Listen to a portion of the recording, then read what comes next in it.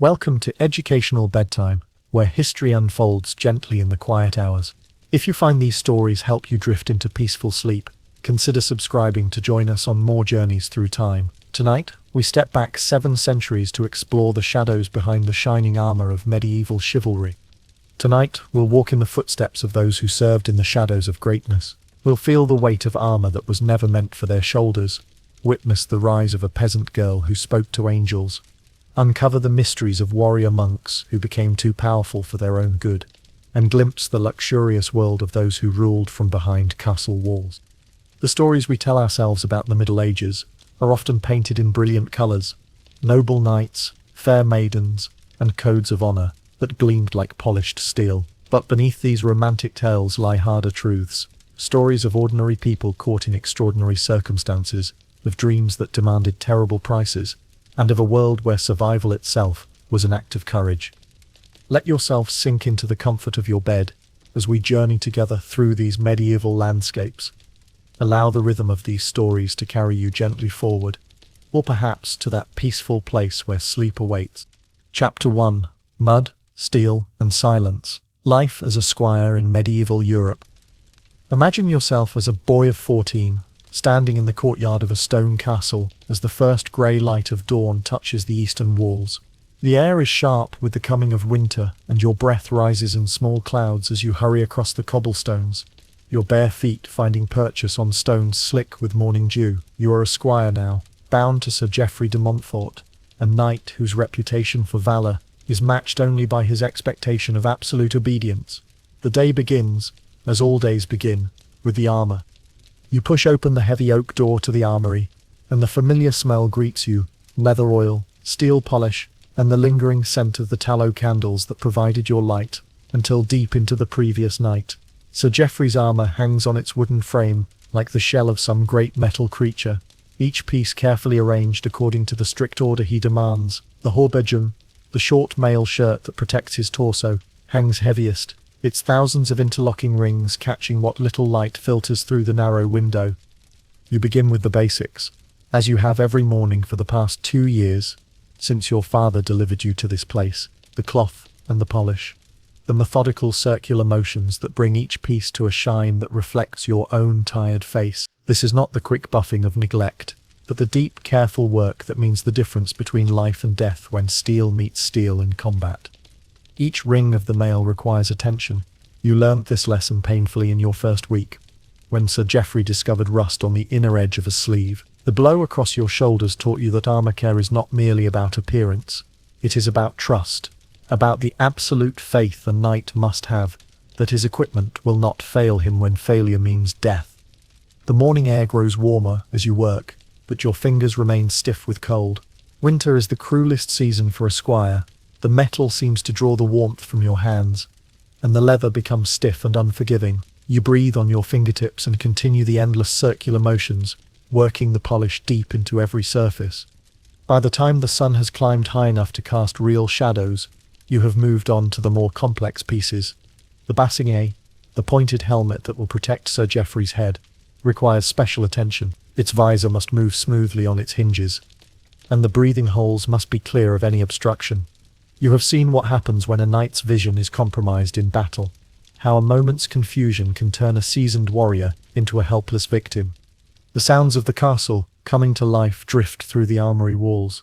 Servants hurrying through corridors, the clatter of pots from the kitchen, the distant sound of horses in the stables. Each sound reminds you of your place in this carefully ordered world, above the common servants, but far below the knights and nobles who make the decisions that shape your days. The work is monotonous, but it allows your mind to wander. You think of your father's farm, of the warm kitchen where your mother would have bread rising by this hour. You think of your younger brother, who will inherit the few acres that have sustained your family for generations. You think of the choice that brought you here: service in hope of advancement, or a life of subsistence that offered no future beyond the next harvest. When the armor is finally ready, you help Sir Geoffrey into each piece. This is a ritual that requires perfect coordination, a dance of leather straps and metal plates that must be performed with absolute precision. You know the weight of each piece, the exact angle at which the shoulder plates must sit, the precise tightness of every buckle and strap. As you work, you study his face, At 32, Sir Geoffrey is considered experienced but not yet old. His beard bears the first threads of grey, and his eyes hold the distant look of a man who has seen too much of war. The scars on his hands tell their own stories. A missing fingertip from a training accident. A long white line across his knuckles from a battle he rarely discusses. Sir Geoffrey rarely speaks during this process, but his expectations are clear. Your fingers must be steady, your movements efficient, your attention complete. A fumbled buckle or a misaligned plate earns you a cuff across the head, a reminder that his life depends on your competence. When the armor is finally in place, Sir Geoffrey becomes something different. The transformation is always striking. The man who grunted and complained about the cold while you dressed him disappears, replaced by something harder, more focused. The armor doesn't just protect his body, it shapes his very presence, makes him larger and more imposing than any mortal man has a right to be. The training yard is where you spend your afternoons, learning the skills that might someday earn you the right to wear real armor. But the lessons are harsh, and the instructors show no mercy for your youth or inexperience. You learn to fight with a blunted sword that is still heavy enough to break bones, to maneuver with a shield that seems determined to drag you off balance, to endure the constant bruising that comes with learning warfare. Your own equipment is far simpler: a padded jacket that offers minimal protection, a simple knife at your belt, and a wooden shield that bears the dents and scratches of countless training sessions. You are expected to follow Sir Geoffrey into battle, to watch his back and assist him however you can, but you are not expected to survive if things go badly. The other squires are your companions in this ordeal, boys from families much like your own, all hoping to rise above their circumstances through service and skill. You share your meals with them, compare your bruises, and offer what comfort you can when one of you receives a particularly harsh beating from a knight whose patience has worn thin. But you also compete with them, because there are far more squires than there are opportunities for advancement. You learn to guard your techniques, to watch for weaknesses you might exploit, to understand that friendship and rivalry can exist in the same relationship. The boy who helps you to your feet after a fall in the training yard might be the same one who reports your mistakes to his master if it serves his interests. The meals you share are simple fare, bread, pottage, and small beer that barely deserves the name. Meat is a luxury reserved for feast days, and even then, the squires receive the portions that remain after the knights and nobles have taken their fill. You learn to eat quickly and without complaint, to be grateful for whatever nourishment comes your way. Evenings bring their own challenges. When Sir Geoffrey has no need of your services, you might find yourself pressed into other duties, helping in the stables, assisting with the endless maintenance that keeps a castle functioning, or simply standing guard in corridors where your presence serves more as a deterrent to casual mischief than as any real protection. The castle at night is a different world. The thick stone walls that provide security during the day seem to close in around you, and the narrow windows that let in cheerful sunlight become dark eyes staring out into an uncertain darkness. You learn to navigate by feel, to recognize the different sounds that echo through the corridors, to distinguish between the footsteps of friends and those of potential threats. The changing seasons bring their own particular hardships. Summer means long hours in the heat, sweat mixing with the dust of the training yard, the constant struggle to keep metal equipment from overheating under the brutal sun. Winter brings the challenges of cold, the difficulty of maintaining equipment in freezing temperatures, the constant battle against the dampness that seeps through stone walls and into your very bones. Sleep, when it comes, is often interrupted. A knight's needs do not follow the patterns of day and night, and you must be ready to respond to any summons no matter how tired you might be. You learn to sleep lightly, to wake quickly, to function despite the chronic exhaustion that becomes your constant companion. But it is the psychological weight of service that proves most difficult to bear. You are constantly reminded of your place in the social order, constantly aware that your future depends entirely on the whims of men who see you as barely more than a useful tool. A knight's displeasure can mean the end of your hopes, a return to the farm and the grinding poverty that drove you to seek service in the first place. The violence of your world is not limited to the training yard. You witness the punishment of servants who have displeased their masters, the casual cruelty that seems to be an accepted part of castle life. You learn to keep your head down, to avoid drawing attention to yourself, to understand that survival often depends on invisibility. And yet, despite all the hardships, despite the constant awareness of your own expendability, You hold on to the dream that brought you here, the dream of earning your spurs, of joining the ranks of the knights, of achieving a status that will transform not just your own life, but the lives of any family you might someday have. You watch Sir Geoffrey, study his movements, try to understand what separates him from the squires who serve him. But it is not just skill with weapons, though that is certainly part of it. It is a kind of confidence, a way of carrying himself that speaks of absolute certainty in his own worth. But you practice this confidence in private moments, trying to find that same sense of self-assurance that marks the true knight. The years pass slowly in this routine of service and training. You grow taller, stronger, more skilled with sword and shield. But you also grow harder, more cynical, more aware of the gulf between the ideals of chivalry and the harsh realities of medieval life. You learn that honor is a luxury that few can afford, that survival often requires compromises that would have appalled your younger self. Some of your fellow squires fall by the wayside. Some are dismissed for incompetence or insubordination.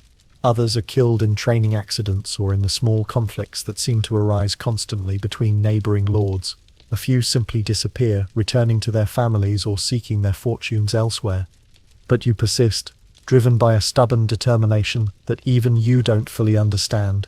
Perhaps it is pride, perhaps it is the fear of returning home a failure, perhaps it is simply the lack of any better alternative. Whatever the reason, you continue to rise each morning, to polish armor that will never be yours, to train with weapons you may never be allowed to wield in earnest.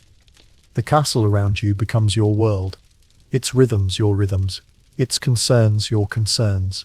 You learn to read the moods of the nobles, to anticipate their needs, to navigate the complex web of relationships that determines who rises and who falls in this enclosed society. You become skilled at invisibility, at being present when needed, and absent when your presence might be inconvenient. The armor gleams in the morning light, reflecting not just your tired face, but the face of countless other squires who have performed this same ritual, who have harbored these same dreams, who have discovered these same hard truths about the nature of service and the price of ambition. And slowly, gradually, you begin to understand that this is not a temporary condition, not a brief period of hardship before you achieve your goals. This is your life, for better or worse, and you must find a way to make peace with it, if you are to survive with any semblance of dignity intact.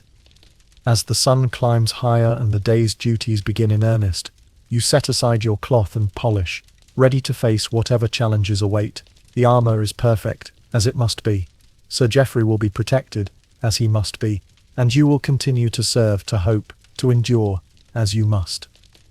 The morning mist rises from the courtyard stones, carrying with it the scent of damp earth and the promise of another day in the long journey toward a future that remains as uncertain as the morning light itself. Your relationship with the other squires forms a complex network of alliances and rivalries that shift constantly based on the perceived favour of your respective masters. When Sir Geoffrey receives a commendation from the castle lord, your own status rises temporarily, but this elevation can just as quickly become a target for jealousy. When another knight falls from grace, his squire often finds himself isolated, shunned by companions who fear guilt by association. The reality of your daily existence extends far beyond the simple tasks that fill your hours. Each morning brings a dozen small decisions that could affect your standing in the household. The tone of voice you use when addressing a knight, the speed with which you respond to commands, the manner in which you interact with other servants. The social landscape of a medieval castle is as treacherous as any battlefield, and navigating it successfully requires skills that no training master can teach. The castle's economy operates on principles that extend far beyond simple monetary exchange. Favor, reputation, and access become currencies more valuable than silver. A word spoken in your defense by a knight of good standing can be worth more than a year's wages, while a casual criticism can destroy opportunities that might never come again. You learn to hoard these intangible assets as carefully as a merchant guards his gold. Your understanding of the broader political currents that shape your world develops gradually, through overheard conversations and careful observation of the comings and goings of important visitors. You learn which neighboring lords are allies and which are enemies, which political positions are safe to express and which are dangerous. The wars and alliances that seem distant and abstract to the peasants in the villages below are immediate and personal realities in the castle, affecting everything from the quality of your meals to the likelihood of your survival. The knowledge that slowly accumulates through your service encompasses far more than combat techniques and armor maintenance. You become expert in reading the subtle signs that indicate a knight's mood, the particular way Sir Geoffrey adjusts his sword belt when he is angry, the slight tension in his shoulders that warns of an impending outburst. These observations become tools of survival, allowing you to anticipate and avoid conflicts that could prove disastrous. The seasonal rhythm of castle life creates its own particular challenges and opportunities. Spring brings the possibility of military campaigns, which offer chances for advancement but also the very real prospect of death or injury. Summer festivals provide breaks from routine but also require additional duties as the household prepares to display its wealth and power to visiting dignitaries. Autumn harvests determine the resources available for the coming year, affecting everything from the warmth of your quarters to the frequency of your meals. Winter, the longest and most difficult season, tests every aspect of your endurance. The cold penetrates the stone walls with a persistence that seems almost malevolent, and the shortened days mean that much of your work must be done by candlelight or torchlight. The isolation that comes with heavy snows can trap the castle community for weeks at a time, intensifying every personality conflict and magnifying every grievance.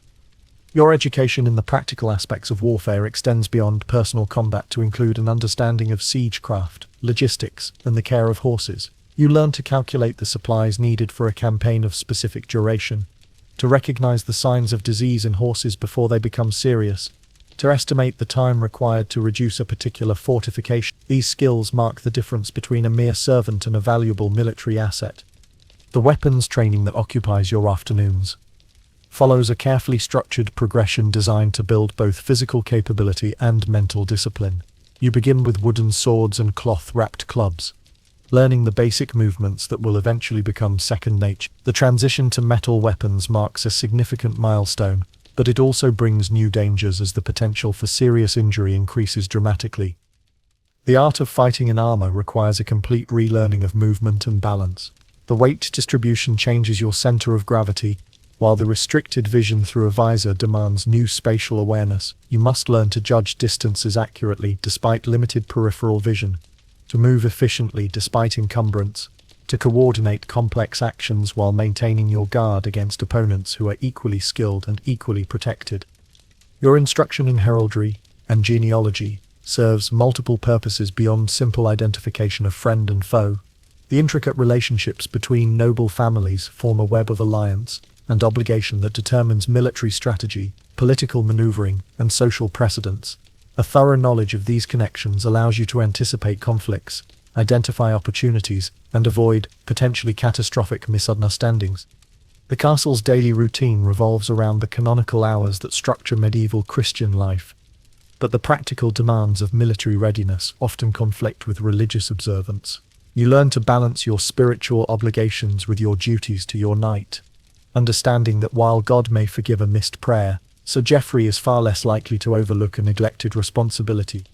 Your gradual mastery of reading and writing opens new worlds of knowledge and responsibility. Letters from other castles bring news of political developments, military movements, and social changes. Your ability to interpret these communications makes you valuable in ways that extend beyond your physical capabilities, but it also exposes you to information that could be dangerous if mishandled. The stories and songs that provide entertainment during long winter evenings serve as more than mere diversions. The tales of King Arthur and his knights, the chansons de geste that celebrate heroic deeds, and the courtly romances that explore themes of love and honor all contribute to your understanding of the ideals that supposedly govern knightly behavior. The gap between these ideals and daily reality becomes increasingly apparent as you mature, but the stories retain their power to inspire and guide your actions. The relationships you form with the other inhabitants of the castle extend beyond your fellow squires to include servants, craftsmen, and clergy. Each group has its own customs and concerns, its own hierarchy and internal politics. The cook who controls access to extra food, the armorer who can repair damaged equipment, the priest who offers spiritual guidance, all become important figures in your daily life, requiring careful cultivation and respectful treatment. Your growing awareness of the world beyond the castle walls comes through merchants, pilgrims, and traveling knights who bring news of distant lands and foreign customs. These glimpses of a larger world fuel your imagination and ambition, suggesting possibilities that extend far beyond service to a single knight in a remote fortress. But they also emphasize your current limitations, the narrow boundaries that define your existence and constrain your choices. The question of your ultimate destiny becomes more pressing as you approach the age when most squires either achieve knighthood or accept that it will never come. The ceremonies that transform squires into knights require not only demonstrated skill and courage, but also the financial resources to maintain the lifestyle that knighthood demands. A knight must afford his own equipment, support his own household, and contribute to his lord's military expenses, and for a squire of humble origins, these requirements can prove insurmountable. The alternative futures that await those who do not achieve knighthood vary widely depending on circumstances and choices. Some squires remain in service throughout their lives, becoming valued retainers who handle increasingly important responsibilities. Others return to their families with the skills and connections they have gained, often becoming leaders in their home communities. Still others use their training and experience to seek their fortunes as mercenaries, or in the service of distant lords who value competence over birth. Your daily interactions with Sir Geoffrey gradually reveal the complexities of his own position within the feudal hierarchy. Knights, despite their elevated status, remain dependent on the favour of their lords and the success of their military ventures. A defeat in battle, a political miscalculation, or simply the passage of time can reduce even the most successful knight to poverty and obscurity. This awareness adds a new dimension to your relationship, as you begin to see your master not as an invulnerable figure of authority, but as a fellow human being struggling with his own challenges and limitations. The friendships you form with other squires become one of the most valuable aspects of your experience, providing emotional support during difficult times and practical assistance when challenges exceed your individual capabilities. The bonds forged through shared hardship and common purpose often last throughout your lives, creating networks of mutual aid that extend far beyond your years of service. These relationships offer glimpses of brotherhood and loyalty that contrast sharply with the competitive and often exploitative relationships that characterize much of castle life. The skills you acquire extend beyond the martial arts to include diplomacy, administration, and leadership. You learn to carry messages between knights without revealing their contents to unauthorized listeners, to manage supplies and equipment with careful attention to both immediate needs and long-term requirements, to supervise work crews when your master is absent. These capabilities mark your evolution from simple servant to trusted assistant. Your understanding of money and its role in medieval society develops through exposure to the financial transactions that keep the castle functioning. You learn the relative values of different currencies, the costs of various goods and services, the profits that can be made through trade and careful investment. This knowledge becomes increasingly important as you consider your future options and the resources you will need to achieve your goals.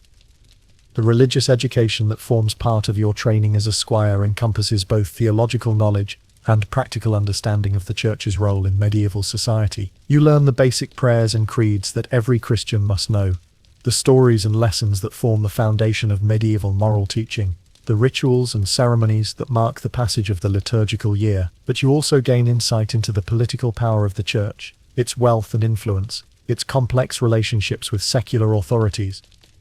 Your awareness of your own mortality grows with each passing year as you witness the deaths of knights, fellow squires, and servants from disease, accident, and violence. The medieval world offers little protection against the myriad dangers that threaten human life, and even the privileged inhabitants of castles face constant risks. This knowledge adds urgency to your ambitions and poignancy to your relationships, making each day precious and each opportunity significant. The prospect of eventual knighthood, however distant or unlikely, continues to motivate your efforts and shape your decisions. You study the ceremony of dubbing, with its symbolic elements of purification, vigil, and oath-taking. You observe the behavior of newly made knights, noting how they adapt their new status and responsibilities. You imagine yourself in their position, considering how you would handle the privileges and obligations that knighthood would bring. The gradual changes in your body and mind, as you mature from boy to young man, bring new capabilities, but also new responsibilities and expectations. Your increased strength and skill make you more valuable in training and combat, but they also make you more threatening to those who might wish to harm your master. Your growing understanding of adult relationships and motivations allows you to navigate social situations with greater sophistication, but it also exposes you to temptations and conflicts that you previously could not have comprehended. But alongside these dreams of advancement, you develop a more realistic understanding of the alternatives available to you. Service as a man-at-arms, while less prestigious than knighthood, offers stability and respect for those who demonstrate loyalty and competence. Marriage to a woman of modest means might provide the foundation for a small estate and a quiet life. Employment with a merchant or craftsman could lead to prosperity through trade rather than warfare.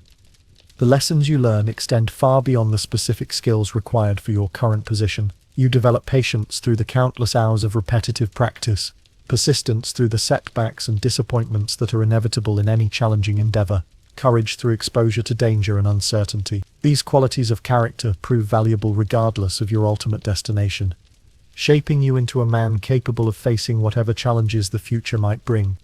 As another day draws to its close, and you prepare for whatever rest the night might offer, you reflect on the journey that has brought you to this point, and the path that stretches ahead. The armor stands ready for tomorrow's duties, clean and bright, and ready to protect the man who depends on your skill and dedication. The castle settles into its nighttime routine, filled with the sounds of a community at rest, but better entirely at peace. The stars wheel overhead in their ancient patterns, indifferent to the struggles and aspirations of the small figures moving through the stone corridors below. Tomorrow will bring new challenges and new opportunities, new tests of skill and character, new chances to prove yourself worthy of advancement or simply of continued service. For now, it is enough to have completed another day without disgrace, to have fulfilled your obligations and maintained your hope for something better in the days to come. Chapter 2. The Real Joan of Arc. Fire, Faith, and Fate. The winter of 1424 settled over the village of Domrey like a heavy shroud, and with it came the dreams that would change the course of history. In a modest stone house at the edge of the village, where the sounds of daily life mingled with the distant tolling of church bells, a 12-year-old girl named Joan of Arc began to hear voices that spoke to her with the clarity of thunder and the gentleness of summer rain. Let yourself imagine that house on a January afternoon, when the light fades early and shadows pool in the corners, like dark water. The fire crackles in the hearth, casting dancing patterns on the rough stone walls, and the air carries the scent of wood smoke and the simple meal her mother, Isabel, prepares for the family's return from their daily labors. Jeanne sits near the window, her fingers working automatically at the spinning that occupies her hands, while her mind wanders to the stories the traveling merchants tell of the war that has torn France apart for nearly a century. The voice, when it comes, does not announce itself with fanfare. It arrives as quietly as breath on a cold morning, as naturally as her own heartbeat. Saint Michael, she will later tell her interrogators, speaks to her first, not in the booming tones that artists paint in their grand depictions, but with a warmth that reaches into the deepest chambers of her heart and tells her that she has been chosen for something far greater than the life of a peasant girl in a border village. France in 1424 is a kingdom divided against itself, a land where the very concept of national identity struggles to take root among the competing loyalties of feudal lords and foreign kings. The English, through their alliance with the powerful Duke of Burgundy, control vast swaths of French territory. The rightful Dauphin, Charles, has been denied his coronation and rules from the uncertain safety of Chinon, his court a refuge for nobles whose lands have been stripped away by foreign conquest. For the people of Domremy, this distant political chaos manifests in very immediate ways. Armed bands roam the countryside, some flying English banners, others claiming loyalty to Burgundy, still others mere brigands using the chaos of war as cover for their predations. Jeanne's family, like their neighbours, has learned to read the signs of approaching danger. The sound of hoofbeats on the road at unusual hours, the silence that falls over neighbouring villages, the smoke that rises from farmsteads that have been put to the torch. But the voices that speak to Jeanne offer something that the brutal realities of her time seem to make impossible: hope. Saint Margaret and Saint Catherine join Saint Michael in her visions, their presence filling the small space of her father's house with a light that seems to emanate from some source beyond the physical world. They speak to her of France's destiny, of a mission that will require her to leave behind everything she has ever known and venture into a world where a peasant girl has no right to speak. much less to command. Years pass in this strange state of preparation. Jeanne continues her daily routines, tending to the family's small flock of sheep, helping with the household tasks that occupy every peasant woman's days, participating in the religious festivals that mark the passage of seasons in her village. But beneath this surface normalcy, something profound is building, a sense of destiny that grows stronger with each passing season. The transformation that begins in Jeanne during those winter months of 1424 and 1425 is gradual but profound. Her family notices the change first, the way she lingers longer at prayer, the distant look in her eyes during conversations, the sudden intensity with which she speaks of the suffering of France. Her father Jacques begins to have troubling dreams about his daughter, visions that fill him with an inexplicable dread about her future. The voices become more specific in their instructions as Jeanne approaches her 17th year.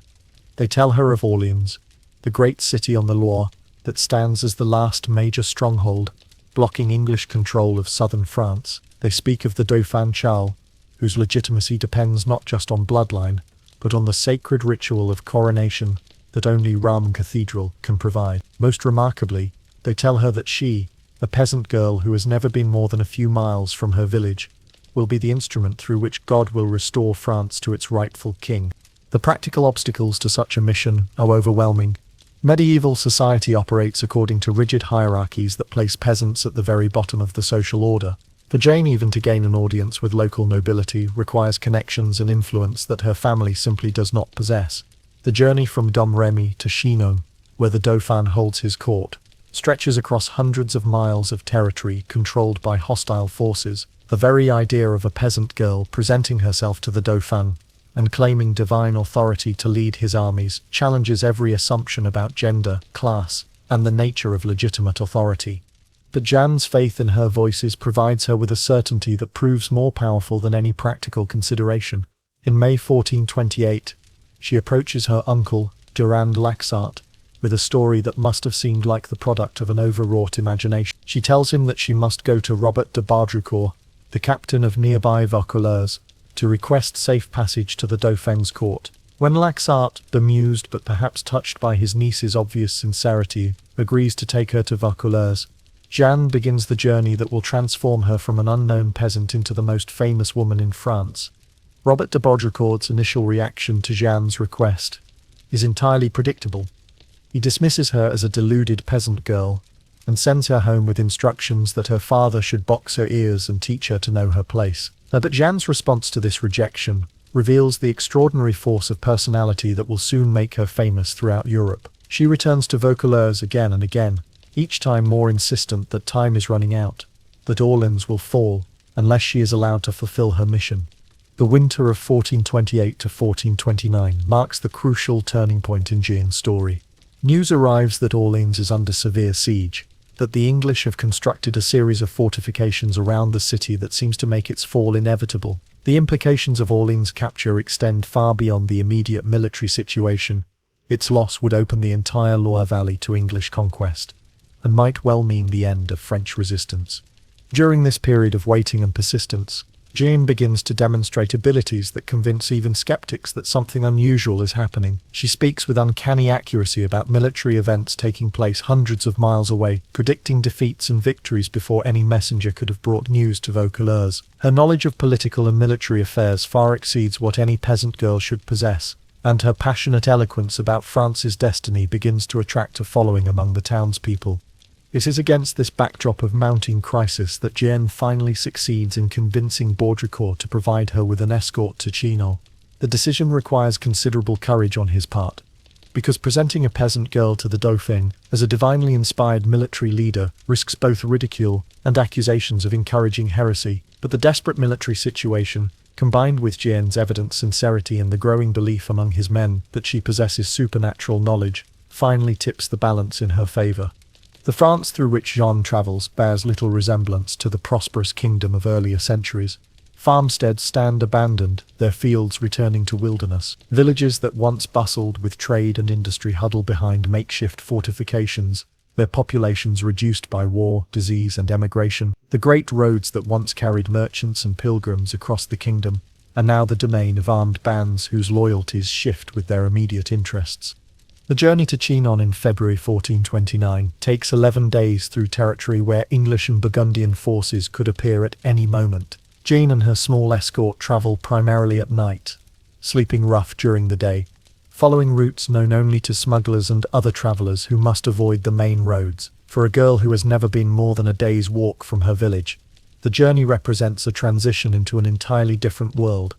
But Jean seems to navigate this dangerous landscape with the confidence of someone who knows exactly where she is going and why. Her escorts, initially skeptical about their mission, begin to develop a grudging respect for this peasant girl who shows no fear of the dangers around them and speaks with absolute certainty about her ability to save Orleans and crown the Dauphin. Jean possesses both, along with something else that proves even more valuable: an absolute conviction that her mission transcends all earthly hierarchies. When she is finally granted an audience with the Dauphin, she displays none of the deference that court protocol demands. Instead, she addresses Charles with the familiarity of someone who serves a higher authority, telling him that God has sent her to crown him king in Reims Cathedral and to drive the English from French soil. The court at Chinon, when Jean finally reaches it in early March 1429, presents challenges that are in some ways more daunting than the physical dangers of her journey. The Dauphin's court is a place where survival depends on understanding subtle gradations of rank, where a single misstep in protocol can destroy months of careful political positioning. For a peasant girl to present herself in such an environment requires either extraordinary naivety or extraordinary faith. The secret that Jean reportedly reveals to Charles during their private conversation, a detail that convinces him of her divine authority, remains one of history's most intriguing mysteries. Contemporary accounts suggest that she demonstrated knowledge of his private doubts about his legitimacy, thoughts that he had shared with no earthly confidant. Whatever she told him, it transforms the Dauphin's attitude completely, converting him from skeptic to believer in a single conversation. But even Charles's endorsement cannot immediately overcome the practical obstacles to accepting Jean's mission. The theological implications of her claims require careful examination by learned doctors, and the military establishment needs to be convinced that a peasant girl can be trusted with command authority. For 3 weeks, Jean undergoes interrogation by some of the most learned clerics in France, defending her visions against accusations of heresy, witchcraft, and delusion. The theological examination at Poitiers tests not just John's orthodoxy but her understanding of the complex relationship between divine revelation and earthly authority. Her responses reveal a theological sophistication that should be impossible for someone of her background, along with a practical wisdom that recognizes the political necessities underlying religious questions. When asked for a sign to prove her divine mission, she responds that the sign will be the lifting of the siege of Orleans, answer that demonstrates both her confidence and her understanding that results matter more than miracles in the world of politics. The decision to send Jeanne to Orleans represents an extraordinary gamble on the part of the Dauphin's government.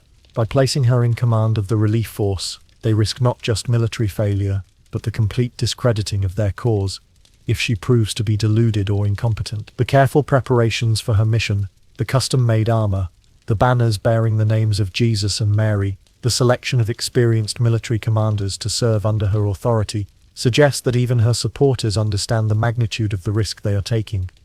The transformation of Jeanne d'Arc into Joan of Arc takes place during the final days of April 1429, as she prepares to depart for Orleans. The peasant girl who arrived at Chinon, wearing rough homespun cloth, now presents herself in gleaming white armor, mounted on a warhorse carrying a banner that proclaims her divine mission to anyone who can read. The physical transformation mirrors an inner change that has been building for months, the emergence of absolute confidence in her ability to accomplish what the greatest military minds of her age consider impossible. The journey to Orleans, like everything else in Jean's story, unfolds in ways that seem to confirm her divine protection. The relief force that accompanies her manages to approach the city without being intercepted by English patrols. Their boats carrying desperately needed supplies slip past English fortifications that should have prevented any such passage, and Jean herself enters Orleans on the evening of April 29th to a welcome that borders on religious ecstasy. The Orleans that greets John has endured 6 months of siege warfare that has reduced its population to near starvation. The English fortifications, known as boulevards, form a rough circle around the city's walls, each one a miniature fortress capable of independent defense. The military situation appears hopeless, Previous relief attempts have been defeated with heavy losses, and the city's garrison lacks the strength to break out against English positions.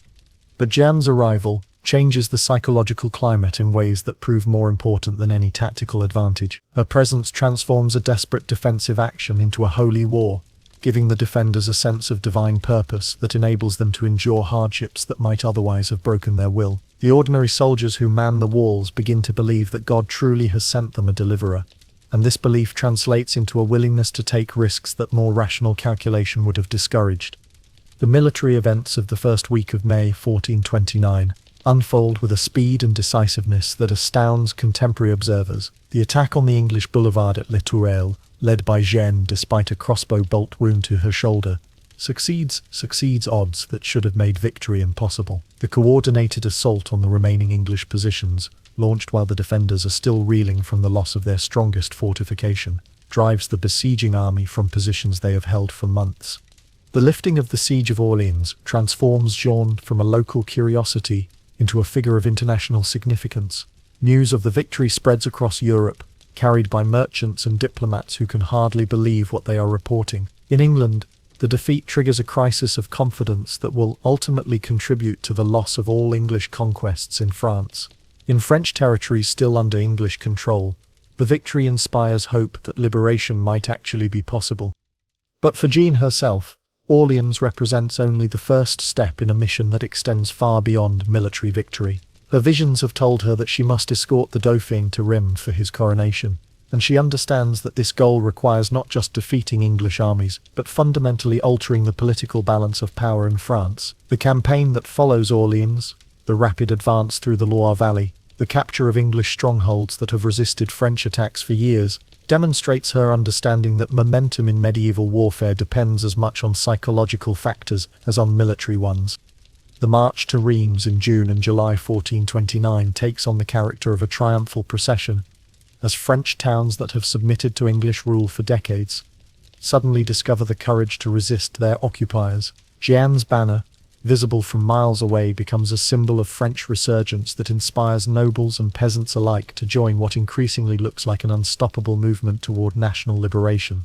The coronation of Charles VII in Rheims Cathedral on July 17, 1429, represents the culmination of everything Jeanne's voices have commanded her to accomplish. The ancient ritual that transforms the Dauphin into an anointed king takes place in the presence of the English armies that have dominated French politics for a generation. Its very occurrence a demonstration that the tide of war has fundamentally shifted.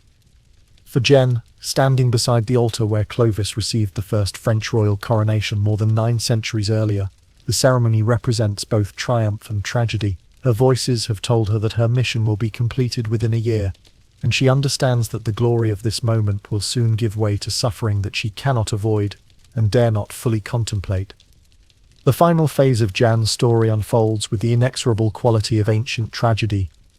The siege of Compiègne, where she is captured by Burgundian forces in May 1430, represents not just a military setback, but the beginning of a judicial process designed to discredit everything she has accomplished. Her transfer to English custody, her imprisonment in Rouen, her trial for heresy and witchcraft, each step follows logically from the political necessities that govern medieval warfare and the theological complexities that surround claims of divine revelation. The trial that consumes the final months of Jeanne's life reveals both the extraordinary nature of her achievement and the fundamental incompatibility between her understanding of divine authority and the institutional structures that govern medieval society. Her responses to her interrogators, preserved in transcripts that capture something of her voice across 6 centuries, demonstrate the same confidence and theological sophistication that convinced the Dauphin to trust her with command of his armies. The morning of May 30, 1431, dawns clear and warm over the marketplace of Rouen, where a crowd has gathered to witness the execution of the girl who claimed to speak for God. Jeanne, wearing a white shift and cap, walks to the stake with the same steady confidence that carried her through the siege of Orleans and the coronation at Rheims. Her final words, calling upon Jesus as the flames rise around her, echo across the marketplace and into history itself. But the political imperatives that drive her trial make her ultimate fate inevitable. The English cannot allow the belief in her divine mission to survive her capture. because such belief threatens the legitimacy of their entire conquest. The collaborating clerics who conduct her trial cannot acknowledge the validity of her visions without calling into question their own authority to interpret divine will. The immediate aftermath of Jane's execution brings little satisfaction to those who ordered her death, rather than discrediting her mission. Her martyrdom transforms her into something more powerful than any living woman could have been. A symbol of French resistance that will inspire centuries of struggle against foreign domination. The English discovery, 25 years later, that the trial was conducted through fraud and intimidation, comes too late to undo the damage to their cause, just as their belated recognition of her innocence cannot restore the life they took from her in the marketplace of Rouen. In the quiet of this night, as we remember the peasant girl who heard the voice of God in a farmhouse near the border of France, we might reflect on the mysterious relationship between faith and history, between individual conviction and the great movements that shape nations. Jane d'Arc lived for only 19 years, but in that brief span, she demonstrated that the most powerful force in human affairs is not the strength of armies or the cunning of politicians, but the absolute certainty that comes from believing oneself to be an instrument of divine purpose. The voices that spoke to her in Domremy fell silent in the marketplace of Rouen, but their echo continues to resonate through the centuries, reminding us that history's greatest transformations often begin in the most humble circumstances, in the heart of someone willing to risk everything for a truth that others cannot see. The mystery of Jane's voices continues to fascinate scholars and believers alike. The medical explanations proposed by modern historians, ranging from temporal lobe epilepsy to hysteria, seem inadequate to explain the practical knowledge and strategic insight that marked her brief career. The theological interpretations offered by the Church, which declared her a saint in 1920, emphasized the divine inspiration that supposedly guided her actions. But perhaps the most remarkable aspect of her story is not the source of her visions, but the courage and determination that enabled her to act upon them despite overwhelming obstacles. The political context that shaped Jane's mission extends far beyond the immediate conflict between France and England. The 100 Years' War represented a fundamental struggle over the nature of kingship and the relationship between divine authority and earthly power. The question of whether Charles VII was the rightful king of France involved not just genealogical claims, but theological principles about the sacred nature of monarchy. Jane's insistence that God had chosen Charles to rule, and her dramatic demonstration of this choice through military victory, provided a religious solution to what had seemed an intractable political problem. The military innovations that Jane brought to the siege of Orleans reflected her intuitive understanding of the psychological dimensions of warfare. Her aggressive tactics, which emphasized direct assault rather than patient siege work, succeeded partly because they were unexpected, but mostly because they inspired her followers to attempt what they had previously considered impossible. Her presence on the battlefield, easily identifiable by her white armor and distinctive banner, provided a focal point for French courage and a target for English fear. The social implications of Jane's career extended far beyond her immediate military and political accomplishments. Her rise from peasant obscurity to command of royal armies challenged fundamental assumptions about the relationship between birth and authority, between gender and leadership. The fact that she achieved this transformation through claims of divine revelation rather than personal ambition made her example even more threatening to established hierarchies. Her story suggested that God might choose to work through the humble and powerless rather than through the established institutions of church and state. The documentation surrounding Jane's trial provides an unprecedented window into medieval attitudes toward prophecy, heresy, and the role of women in religious life. The detailed transcripts preserved by Guillaume Manchon, the trial's reluctant notary, reveal the sophisticated theological arguments employed by both prosecution and defense. Jane's responses demonstrate not only her personal courage, but also her remarkable ability to engage with complex doctrinal questions despite her lack of formal education. Her insistence that her voices came directly from God, without mediation through church hierarchy, represented a fundamental challenge to ecclesiastical authority that her judges could not tolerate.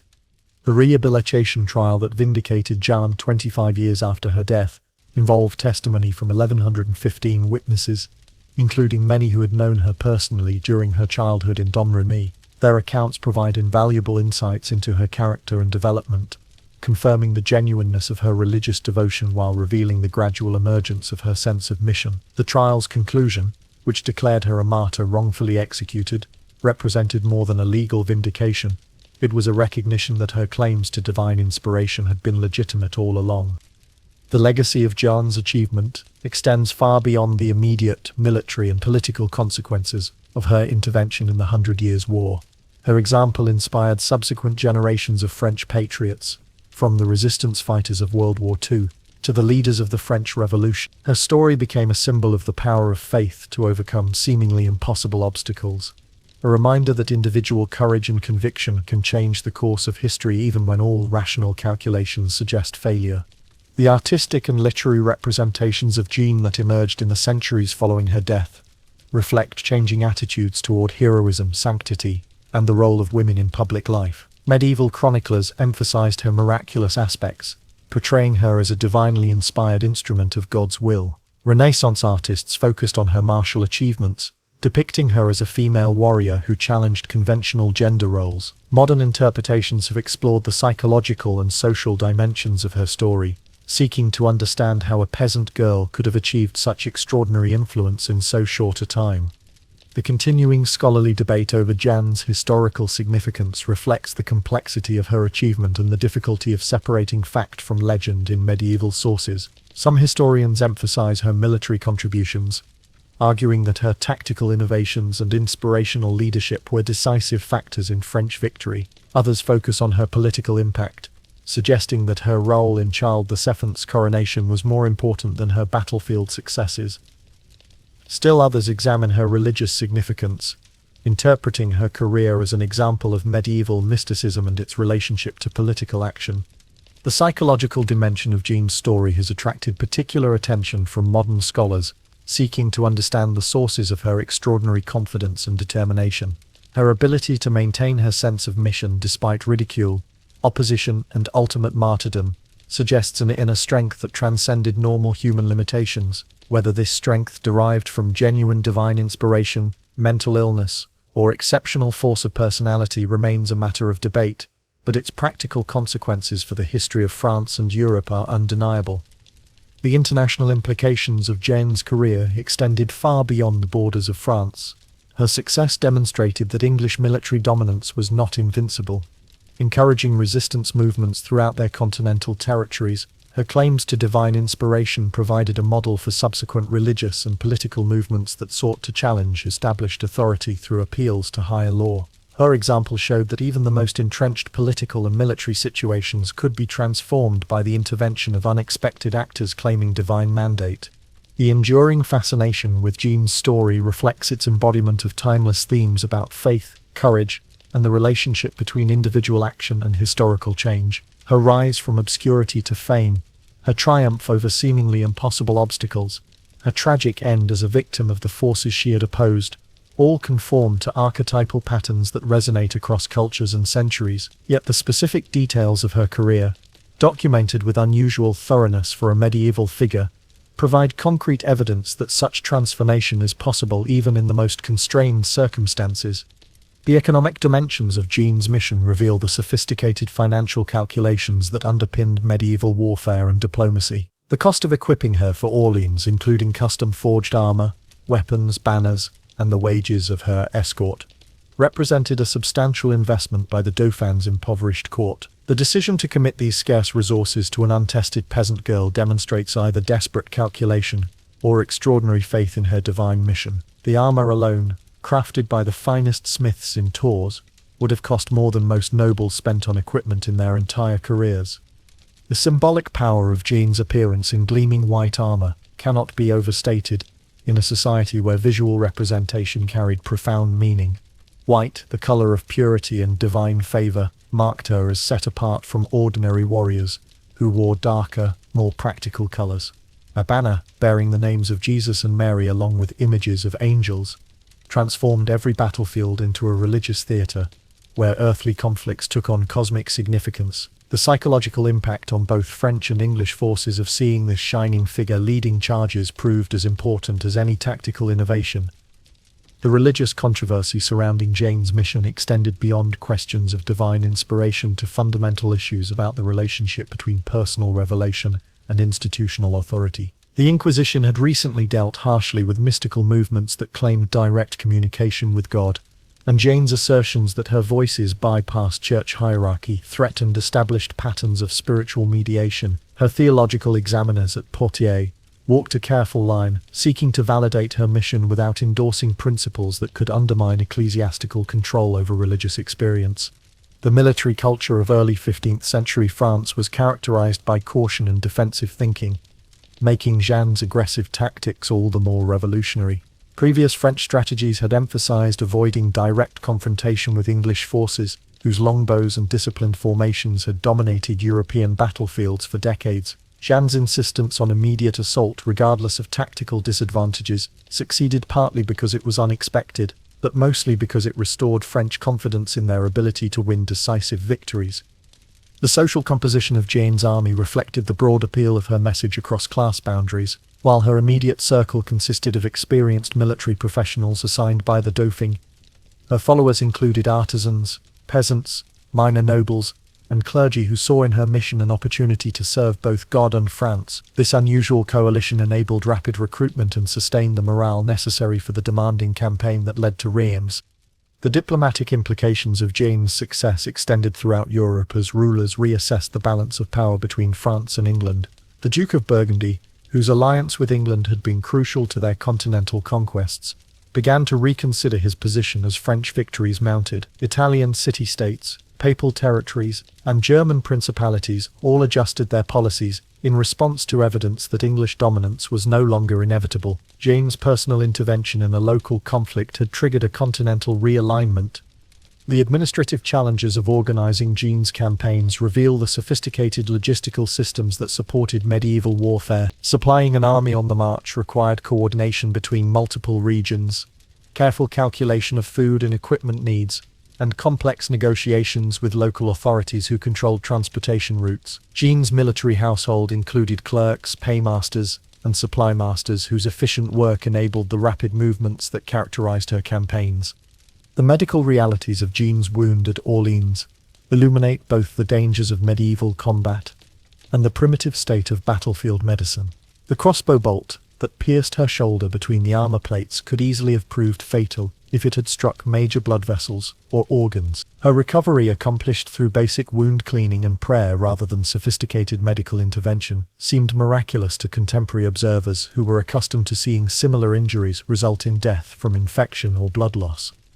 The judicial procedures employed in Jean's trial reflected the intersection of canon law, civil authority, and political necessity in medieval justice systems. Bishop Pierre Courchon's court operated under papal mandate, but with English financial support, creating conflicts of interest that compromised its legitimacy from the beginning. The decision to try Jane for heresy rather than as a prisoner of war enabled her enemies to transform a military defeat into a theological condemnation, but it also preserved detailed records that would later enable her vindication. The role of women in medieval religious life provides essential context for understanding how Jeanne's contemporaries interpreted her claims and achievements. Female mystics like Catherine of Siena and Bridget of Sweden had already demonstrated that women could receive direct divine revelation and influence political events through spiritual authority. However, Jeanne's combination of religious vision with military leadership represented an unprecedented expansion of female roles that challenged fundamental assumptions about gender and divine purpose. The technical aspects of medieval siege warfare help explain why Jeanne's tactics at Orleans proved so effective against English fortifications. The boulevards surrounding the city represented state-of-the-art defensive engineering, designed to withstand traditional assault methods while providing bases for counterattacks against relieving forces. Jeanne's decision to concentrate overwhelming force against single strongpoints, rather than attempting to reduce the entire siege work systematically, exploited the psychological weaknesses of defenders who had grown complacent during months of static warfare. The financial records associated with Jeanne's campaigns illuminate the economic strain that prolonged warfare placed on medieval kingdoms. The Dauphin's government operated with severely limited resources, relying on loans, special taxes, and confiscated property to fund military operations. The rapid succession of victories that followed Orleans generated income through ransoms, tribute, and restored taxation that helped stabilize French finances and enable continued resistance to English occupation. The linguistic evidence preserved in trial transcripts provides rare insights into the speech patterns and vocabulary of a medieval peasant woman. Jeanne's responses, recorded in Latin by learned clerks, occasionally preserve French phrases that reveal her regional dialect and social background. Her ability to engage in sophisticated theological debate, despite her lack of formal education, suggests either exceptional natural intelligence or divine assistance, depending on one's interpretation of her mission. The architectural evidence from sites associated with Jane's career provides physical confirmation of documentary accounts while revealing details that written sources omit. The modifications made to Chinon Castle to accommodate increased court activity, the strengthening of Orleans fortifications during the siege, the ceremonial preparations at Reims Cathedral for the coronation, all demonstrate the material impact of events that might otherwise seem purely political or spiritual.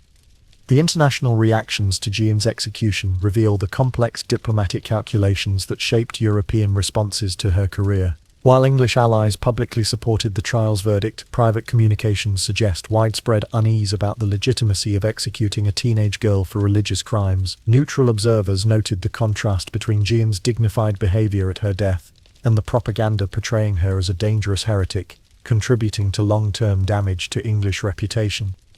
The archaeological investigations conducted at sites associated with Jeanne's life have yielded artifacts that provide tangible connections to her historical reality. Fragments of weapons and armor from the Orleans siege, household items from Domremy contemporary with her childhood, architectural remains from the ruined marketplace where she died, all contribute to a material understanding that complements documentary evidence. The development of printing technology in the decades following Jeanne's death ensured that her story would reach audiences far beyond those who could access handwritten chronicles. The first printed accounts of her life, appearing in the 1470s, established narrative patterns that would influence all subsequent interpretations. The democratization of information, enabled by printing, meant that Jeanne's example could inspire popular movements rather than remaining confined to elite political circles. The evolution of Jeanne's cult following demonstrates how religious devotion, political nationalism, and popular culture can reinforce each other across centuries. The pilgrimages to sites associated with her life began within decades of her death. While the formal process of canonization required careful documentation of miracle attributed to her intercession, the political utility of her memory for French nationalism ensured continued official support for her veneration, even during periods of religious skepticism. The comparative analysis of Jeanne's career with other medieval figures who claimed divine inspiration reveals both the uniqueness of her achievement and its place within broader patterns of religious and political behavior. While other mystics influenced policy through spiritual authority, none matched her combination of military leadership, political transformation, and martyrdom. Her example provided a template for subsequent figures who sought to challenge established authority through appeals to divine mandate. The psychological profiles developed by modern scholars attempt to understand the mental processes that enabled Joan to maintain absolute confidence despite overwhelming opposition. Whether her certainty derived from genuine mystical experience, pathological delusion, or exceptional force of personality, its practical consequences for her followers and enemies were identical. Her ability to inspire others to attempt what they had considered impossible represents a form of leadership that transcends normal categories of analysis. The technological context of Jeanne's military career illuminates the transitional nature of early 15th century warfare. The dominance of English longbows was beginning to give way to the firepower of early cannons, while heavy cavalry remained important despite its vulnerability to disciplined infantry. Jeanne's tactics succeeded partly because they adapted traditional methods to new circumstances, demonstrating the continuing relevance of courage and leadership even as military technology evolved. The educational implications of Jeanne's story for her contemporaries and successors cannot be overstated. Her demonstration that divine favor could elevate the humble and confound the powerful provided hope for the dispossessed while warning the privileged that their position was not necessarily permanent. Her example suggested that individual virtue and determination could triumph over institutional authority and hereditary privilege, ideas that would resonate through centuries of political and social change. The musical traditions associated with Jeanne's memory preserve both contemporary responses to her career and later interpretations of her significance. Songs composed during her lifetime reflected popular enthusiasm for her mission, while later compositions explored themes of martyrdom, nationalism, and divine justice. The evolution of these musical traditions provides insights into changing attitudes toward heroism, sanctity, and the relationship between individual action and historical change. The meteorological records preserved from the period of Jan's campaigns provide context for understanding the practical challenges faced by medieval armies. The unusually harsh winter of 1428 to 1429 complicated the English siege of Orleans, while the early spring that followed favored French relief efforts. The intersection of natural phenomena with human action reminds us that historical outcomes often depend on factors beyond the control of even the most determined leaders. As we reflect on the brief but extraordinary life of Joan d'Arc, we are reminded that history is shaped not only by great impersonal forces, but also by individual decisions to act upon conscience despite overwhelming obstacles. Her willingness to risk everything for a vision that others could not share, her persistence in the face of skepticism and opposition, her courage in accepting martyrdom rather than abandoning her principles, all demonstrate the power of individual conviction to influence the course of human events. In our own age, when cynicism about public life often seems justified, her example offers hope that integrity and idealism can still change the world for the better. The peasant girl who heard voices in a farmhouse near Domremy continues to speak across the centuries, reminding us that the most profound transformations often begin with a single person willing to believe that impossible things can become possible through faith, courage, and unwavering commitment to a vision of justice and truth. Chapter 3. The Templar Enigma. Treasure, Trials, and Truth. In the shadow of the Temple Mount in Jerusalem, where ancient stones still hold the warmth of Mediterranean sun long after darkness has fallen, a mystery was born that would outlive empires and inspire centuries of speculation. The year was 1119, and 9 French knights had just sworn an oath that would transform them from obscure crusaders into the most powerful and enigmatic military order in medieval Europe. Let yourself drift back to that moment when Hugues de Payens and his 8 companions knelt before Warmond, the Patriarch of Jerusalem, in a ceremony that marked the birth of the poor Knights of Christ and of the Temple of Solomon. The flickering candlelight in the Church of the Holy Sepulchre cast long shadows across their weathered faces as they pledged themselves to protect the pilgrim roads that led from the Mediterranean coast to the holy sites of Jerusalem. Their initial mission seemed modest enough: to guard the dangerous mountain passes where bandits preyed upon unarmed pilgrims making their way to pray at the sites of Christ's Passion. The roads of the Holy Land in the early 12th century were perilous places, where the enthusiasm of religious devotion often met the harsh reality of medieval violence. Pilgrims who had spent their life savings to make the journey to Jerusalem frequently found themselves stripped of everything they possessed, or worse, in the rocky defiles between Jaffa and the Holy City. Baldwin II, the King of Jerusalem, granted these 9 knights quarters in what they believed to be the ruins of Solomon's Temple, though modern archaeology suggests it was more likely the Al-Aqsa Mosque, built centuries earlier during the Islamic conquest of the city. Here, beneath the golden dome that catches the first light of dawn each morning, the Templars established their headquarters and began the transformation that would make their name synonymous with mystery. The early years of the Templar Order remain shrouded in questions that have puzzled historians for nearly 9 centuries. For almost a decade, these 9 knights appear to have recruited no new members, an unusual policy for a military order supposedly dedicated to protecting pilgrims on busy roads. Contemporary chronicles mention them rarely, and when they do appear in historical records, it is often in context that suggests their activities extended far beyond simple road patrol. What were they doing during those mysterious first years?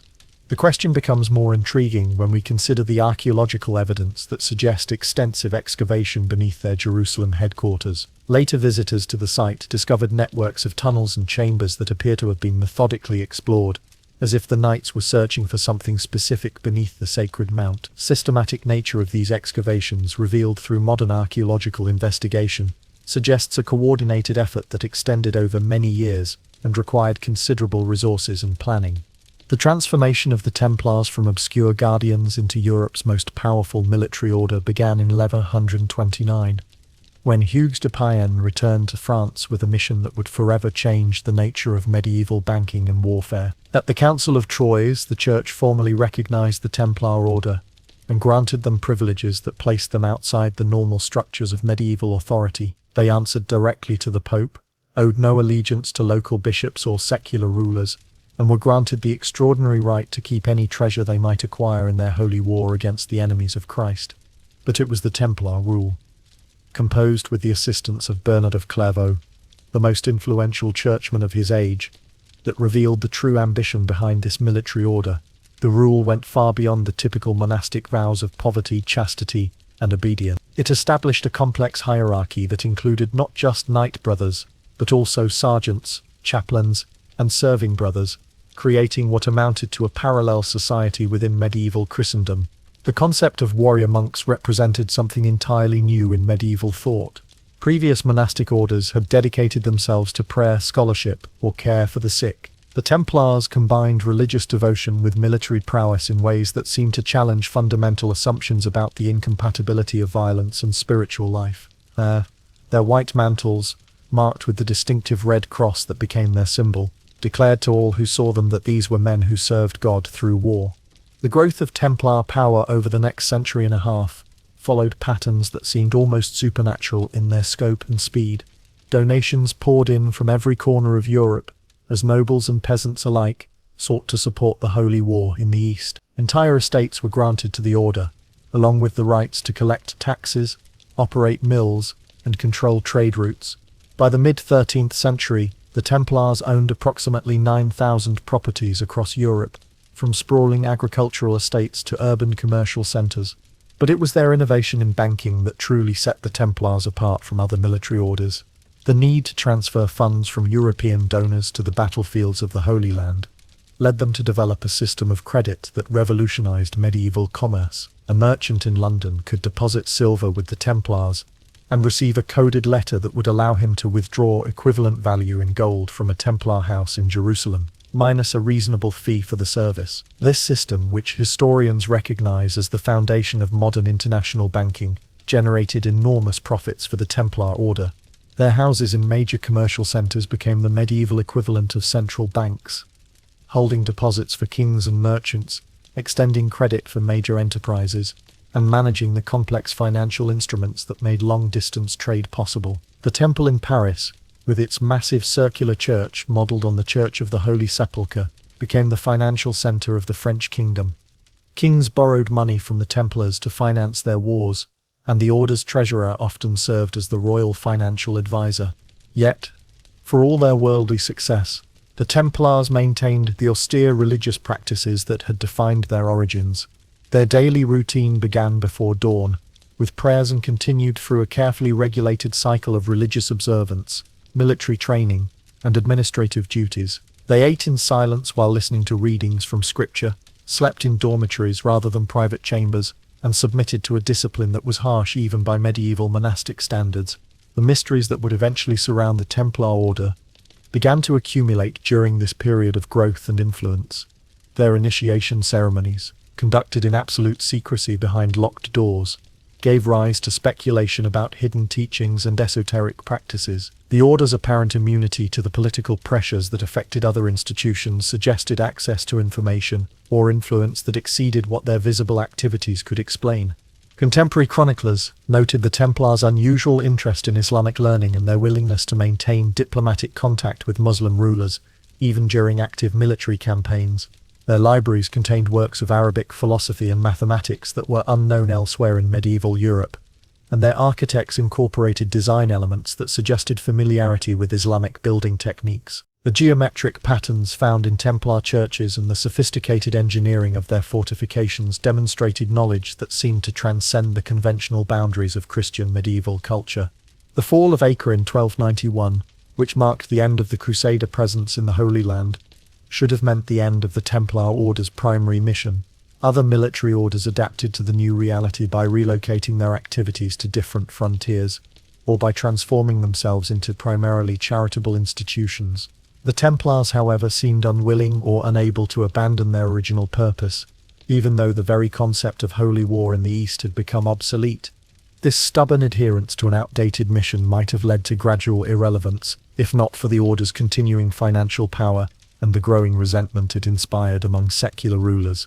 The Templars had become a state within states, owing allegiance to no earthly authority, controlling vast resources, and maintaining military forces that could rival those of kings. Their very existence challenged the emerging concept of national sovereignty that was beginning to reshape European politics. Philip I of France, known as Philip the Fair, represented this new generation of monarchs who viewed the Templars as an anachronistic obstacle to royal authority. His conflict with the order began as a financial dispute, but gradually evolved into something much more serious, a fundamental challenge to the right of any organization to exist outside the control of secular government. The king's enormous debts to the Templars provided both motive and justification for his eventual attack on their independence. The charges that Philip brought against the Templars on that infamous Friday, October 13, 1307, combined theological accusations with political necessity in ways that revealed both his tactical brilliance and his utter ruthlessness. By claiming that the order had fallen into heresy and moral corruption, he could present their destruction as a religious duty, while simultaneously seizing their vast wealth and eliminating their challenge to royal authority. The coordinated arrests that took place across France demonstrated planning and organization that must have taken months to arrange. The accusations themselves read like a catalogue of medieval fears about secret societies and corrupted religious practices. The Templars were charged with denying Christ, spitting on the cross during initiation ceremonies, worshipping a mysterious idol known as Baphomet, and engaging in practices that violated both religious law and social norms. These charges were designed to be so scandalous that reasonable people would demand investigation, regardless of their truth or falsehood. The trial that followed the mass arrest of the French Templars revealed both the sophistication of medieval legal procedure and its fundamental weakness in the face of political pressure. Under torture, many Templars confessed to the charges against them, only to recant their confessions when given the opportunity to speak freely. The contradiction between forced confessions and voluntary retractions created a legal puzzle that the medieval church was not equipped to resolve. Pope Clement V found himself caught between his obligation to defend a religious order that answered directly to papal authority and the political reality of French pressure that could destroy his own position. His solution, the creation of papal commissions to investigate the charges while allowing local authorities to continue their prosecutions, satisfied no one, and ultimately enabled Philip to achieve his goals through bureaucratic manipulation. The Pope's weakness in the face of royal intimidation demonstrated the declining power of the papacy relative to emerging nation-states. The Templar trials spread across Europe, as other rulers recognized the opportunity to seize Templar wealth in their own territories. In England, Edward II initially resisted French pressure to arrest the Templars, but eventually submitted to papal directives. In Germany, the Holy Roman Emperor's protection of the order reflected both legal principle and his ongoing conflict with French influence. The varied responses of different European rulers to the Templar crisis revealed the complex political calculations that determined the fate of the order. But it was in France that the most dramatic confrontations took place, and where the mysteries that would surround the Templar order for centuries to come reached their culmination. The defense offered by some Templar leaders challenged not just the specific charges against them, but the entire legal framework within which they were being prosecuted. They argued that their initiation ceremonies, while unconventional, were designed to test the devotion of new members by requiring them to demonstrate their willingness to suffer any humiliation for their faith. The figure of Jacques de Molay, the last Grand Master of the Templars, emerged during these proceedings as both a symbol of the order's pride and a tragic example of its ultimate powerlessness. His initial confession under torture, followed by his dramatic recantation at the moment of his execution, embodied the larger contradiction that defined the entire Templar trial. Was he a broken old man who would say anything to stop his torment, or was he a man of principle who found the courage to speak truth at the moment when nothing earthly could save him? The execution of de Molay and Geoffrey de Charny on the Ile de la Cité in Paris on March 18, 1314, marked the official end of the Templar order, but it also marked the beginning of the legends that would ensure their immortality in popular imagination. Contemporary chroniclers reported that de Molay, as the flames rose around him, called upon God to vindicate the order within a year by bringing Pope Clement and King Philip to divine judgment. The deaths of both men within that year seemed to many to confirm the Grand Master's prophetic powers and the innocence of the order he led. The mystery of what happened to the Templar treasure represents perhaps the most enduring puzzle associated with the order's destruction. Despite seizing Templar properties across Europe, Philip and other rulers found far less wealth than they had expected. The Templar fleet, which had been anchored at La Rochelle, disappeared completely on the night before the mass arrests. Contemporary estimates of Templar wealth, based on their known activities and properties, suggested resources that could have financed multiple crusades, yet the actual seizures yielded only modest amounts. This discrepancy has fueled centuries of speculation about hidden Templar treasures, secret escape routes, and continuing survival of the Order in hidden form. The lack of documentation about the Order's final activities, whether destroyed deliberately or lost through the chaos of their persecution, means that these questions may never be definitively answered. Archaeological investigations of former Templar sites have revealed sophisticated hiding places and underground chambers, suggesting that the Order was indeed prepared for the possibility of persecution. Modern archaeological investigation of former Templar sites has revealed tantalizing hints about the Order's activities without providing definitive answers to the major questions surrounding their history. Excavations at Templar churches have uncovered architectural features that suggest knowledge of advanced engineering techniques, while analysis of their documents reveals sophisticated understanding of both Western and Eastern philosophical traditions. The discovery of astronomical instruments and mathematical texts in Templar libraries indicates intellectual pursuits that extended far beyond conventional medieval monasticism. The symbols associated with the Templars continue to intrigue researchers who seek to understand the Order's true nature. The famous Templar seal, showing two knights riding a single horse, has been interpreted as everything from a symbol of their early poverty to a representation of esoteric teachings about duality and unity. The geometric patterns found in Templar architecture suggest familiarity with mathematical principles that were supposedly unknown in medieval Europe, while the orientation of their churches often reflects astronomical alignments that exceed the requirements of conventional Christian worship. Perhaps the most intriguing modern discovery has been the recognition that many Templar properties were located at sites with pre-Christian religious significance. This pattern suggests either a practical understanding of how to appeal to popular religious sentiment, or a deeper knowledge of sacred geography that extended beyond conventional medieval Christianity. The alignment of Templar churches with ancient stone circles, Roman temples, and other sacred sites implies access to knowledge that transcended the official teachings of medieval Christianity. The influence of the Templar mystery on later history extends far beyond academic historical interest. Their story has inspired centuries of speculation about secret societies, hidden knowledge, and the survival of ancient wisdom traditions within medieval institutions. The romantic image of warrior monks who possessed esoteric knowledge and fabulous wealth has proven more durable than any documentary evidence about their actual activities. This enduring fascination reflects deep human needs for mystery and meaning that conventional historical narratives often fail to satisfy. Yet beneath the layers of legend and speculation, the historical Templars remain fascinating in their own right. They represented a genuine attempt to reconcile the competing demands of spiritual life and worldly effectiveness, creating an institution that was both thoroughly medieval and remarkably modern in its approach to international organization and financial management. Their rise and fall illustrates the constant tension in medieval society between religious idealism and political reality, between loyalty to universal principles and submission to local authority. In their brief existence, they demonstrated both the potential and the limitations of institutions that claim to serve higher purposes while operating in the messy world of human politics. The questions surrounding their true activities and ultimate fate remind us that history is not just a collection of established facts, but an ongoing dialogue between past and present, where each generation discovers new meanings in old mysteries. The Templars achieved something that even their enemies could not deny. They became eternal, not through the preservation of their order, but through the preservation of the questions that their existence continues to pose. The financial innovations pioneered by the Templars revolutionized medieval commerce in ways that extended far beyond their immediate purposes.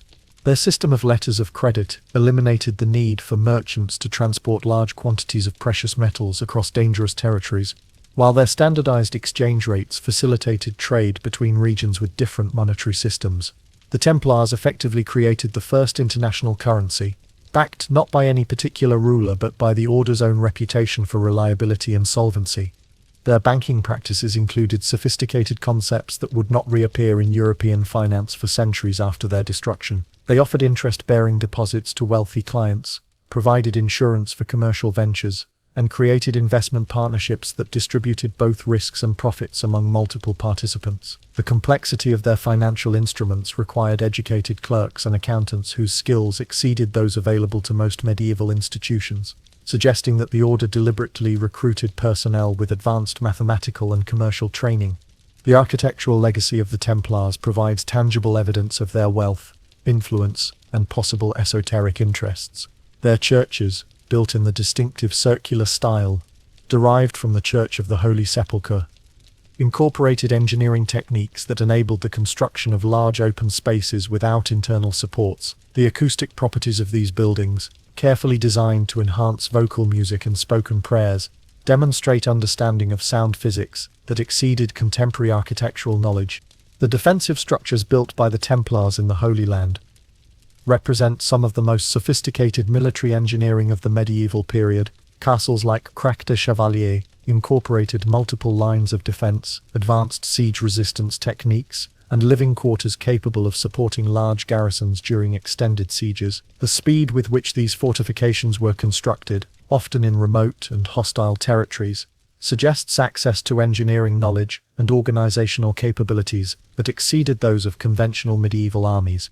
The international scope of Templar operations required communication and coordination systems that prefigured modern multinational organizations. Messages traveled regularly between Templar houses from Scotland to Cyprus, carrying not just operational instructions but also financial information, intelligence reports, and administrative directives. The order maintained its own diplomatic corps, capable of negotiating with Muslim rulers, Byzantine officials, and European monarchs in multiple languages and cultural contexts.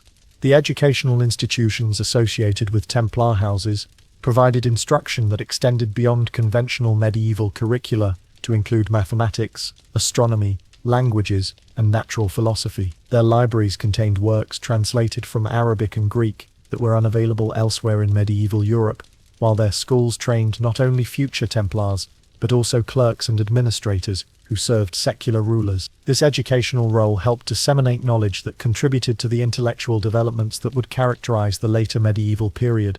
The medical knowledge possessed by the Templars exceeded that available to most medieval institutions, reflecting their experience in treating battle wounds and their exposure to Islamic medical texts. Templar houses maintained hospitals and infirmaries that employed both European and Eastern healing techniques, while their pharmacies stocked drugs and medicines imported from distant regions. The order's medical practices influenced the development of hospital systems throughout medieval Europe. The agricultural innovations implemented on Templar estates increased productivity and profitability in ways that benefited not just the order, but the surrounding communities. They introduced new crops, improved breeding techniques for livestock, and developed more efficient methods of land management. The prosperity of regions under Templar control attracted settlers and encouraged trade, contributing to the economic development of medieval Europe. The maritime activities of the Templars extended beyond simple transportation to include exploration, cartography, and naval warfare.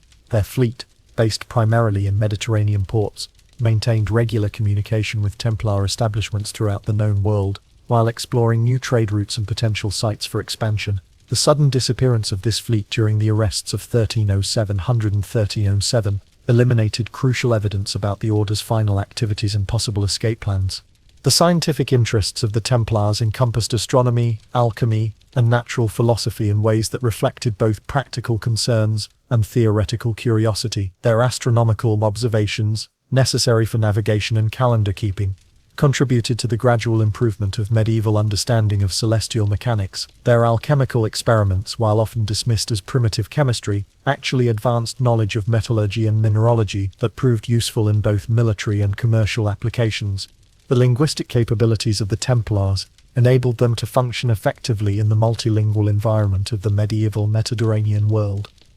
Members of the order routinely spoke Latin, French, Arabic, and Greek, while many also learned Hebrew, Persian, and other regional languages. This linguistic sophistication facilitated not only their military and commercial operations, but also their role as cultural intermediaries between Christian and Islamic civilizations.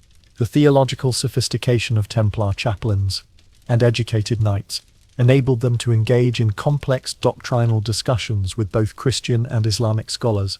Their theological library contained works that explored mystical and philosophical questions that extended beyond conventional medieval Christianity, while their religious practices incorporated elements that reflected exposure to Eastern spiritual traditions. This theological eclecticism contributed to both their intellectual influence and the suspicions that eventually led to their persecution. The artistic patronage of the Templars supported the development of distinctive architectural, sculptural, and decorative styles that influenced European art for centuries. Their churches featured innovative combinations of Romanesque and Gothic elements, while their manuscript illuminations incorporated geometric patterns and symbolic imagery that reflected both Christian and Islamic influences. The artistic legacy of the Templars demonstrates their role as cultural synthesizers who helped integrate diverse traditions within medieval European civilization. The political influence of the Templars extended beyond their direct military and financial activities to include advisory roles with secular rulers and ecclesiastical authorities. Their Grand Masters served as diplomatic negotiators in conflicts between Christian and Islamic powers, while their local commanders often functioned as regional administrators who helped maintain stability in frontier territories. This political role made them valuable allies, but also dangerous enemies for rulers who sought to consolidate their authority. The industrial activities of the Templars included manufacturing, mining, and transportation operations that contributed to the development of medieval European economy. They operated mills, forges, and workshops that produced goods for both internal use and commercial sale, while their mines extracted metals and minerals that were essential for both military and civilian purposes. Their transportation networks facilitated not just their own operations, but also the movement of goods and people throughout medieval Europe. The espionage and intelligence-gathering activities of the Templars provided them with information advantages that enhanced both their military effectiveness and their commercial success. Their network of houses and affiliates created an information system that spanned the known world, enabling them to anticipate political developments, military movements, and economic opportunities that escaped the attention of their competitors. This intelligence capability contributed to their success, but also aroused suspicions about their ultimate loyalties and objectives. The legacy of the Templars in popular culture reflects their continuing appeal as symbols of mystery, power, and spiritual quest. From medieval romances to modern novels and films, their story has been repeatedly reimagined to address contemporary concerns about authority, faith, and the relationship between spiritual and temporal power. This enduring cultural presence ensures that questions about their true nature and ultimate fate will continue to intrigue future generations. The recruitment practices of the Templars reveal sophisticated selection criteria that extended far beyond simple military capability or religious devotion. Prospective knight brothers required noble birth and demonstrated martial skill, but the order also sought individuals with specific intellectual and linguistic abilities that would prove useful in their international operations. The examination process for new members included assessments of literacy, mathematical competence, and language skills, suggesting that the Templars valued education and intelligence as highly as courage and piety. The initiation ceremonies that so scandalized the Order's enemies during their trial incorporated elements that reflected both Christian tradition and practices that may have been borrowed from other religious systems. The requirement that new members spend a night in solitary prayer and meditation, followed by ritual washing and the donning of the white mantle, paralleled the vigils and investiture ceremonies of secular knighthood. However, the secret nature of these rites, combined with allegations about unconventional practices, suggest that Templar initiation included elements that the Order preferred to keep hidden from outside scrutiny. The daily routine of a Templar house followed a carefully structured schedule that balanced religious observance, military training, administrative duties, and commercial activities. The canonical hours that governed monastic life provided the framework for prayer and worship, while specific periods were designated for weapons practice, horse care, and the maintenance of equipment. The integration of spiritual and practical concerns reflected the Order's unique position as both a religious community and a military organization.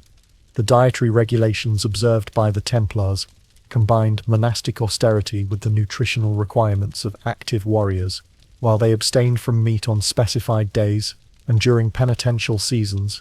Their rules permitted a more varied diet than that of purely contemplative orders. The Templars maintained their own agricultural estates, fisheries, and livestock herds to ensure adequate nutrition for their members, while their commercial networks enabled them to import exotic spices and preserved foods that enhanced both nutrition and morale.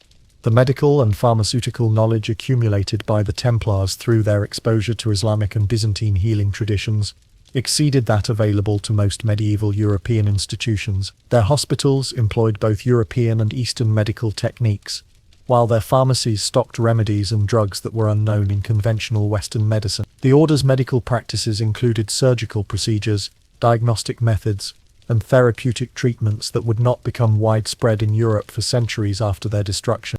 The astronomical observations conducted by Templar scholars served both practical and theoretical purposes that reflected their wide-ranging intellectual interests. Navigation requirements for their maritime operations demanded accurate knowledge of celestial mechanics, while their agricultural estates benefited from precise seasonal calculations. However, their astronomical instruments and mathematical texts suggest interests that extended beyond immediate practical concerns to include fundamental questions about the structure and operation of the cosmos. The cartographic work produced by Templar navigators and explorers contributed significantly to medieval European understanding of world geography. Their maps incorporated information gathered through their own travels and explorations, combined with knowledge obtained from Islamic and Byzantine sources that were unavailable to other European institutions. The accuracy and detail of Templar maps exceeded those produced by contemporary secular authorities, suggesting access to geographical information that was closely guarded within the order. The linguistic and cultural studies pursued by educated Templars enabled them to function effectively as intermediaries between Christian and Islamic civilizations. Their scholars produced translations of important Arabic and Greek texts, while their diplomatic personnel developed expertise in the customs and traditions of the societies with which they interacted. This cultural sophistication contributed to their effectiveness as negotiators and traders, but it also aroused suspicions about their ultimate loyalties and religious orthodoxy. The commercial innovations pioneered by the Templars included accounting methods, contract procedures, and business practices that would not become standard in European commerce for centuries after their destruction. Their use of double-entry bookkeeping, standardized contracts, and sophisticated credit arrangements enabled them to manage complex international transactions with remarkable efficiency. The business methods developed by the Templars influenced the emergence of the commercial revolution that transformed medieval European economy. The industrial operations conducted by the Templars encompassed manufacturing, processing, and transportation activities that contributed to the development of medieval European technology. Their forges produced weapons and tools that exceeded contemporary standards of quality and durability, while their mills and workshops employed innovative techniques that increased both productivity and profitability. The technological knowledge accumulated by the Templars represented a significant portion of medieval European industrial expertise. The agricultural experiments conducted on Templar estates included the introduction of new crops, the development of improved livestock breeds, and the implementation of more efficient farming techniques. Their agricultural innovations increased food production and enhanced the prosperity of regions under their control, while their experimental approach to farming contributed to the gradual improvement of European agricultural methods. The success of Templar agriculture attracted settlers and encouraged the development of rural communities. The intelligence networks maintained by the Templars provided them with information advantages that enhanced their effectiveness in both military and commercial operations.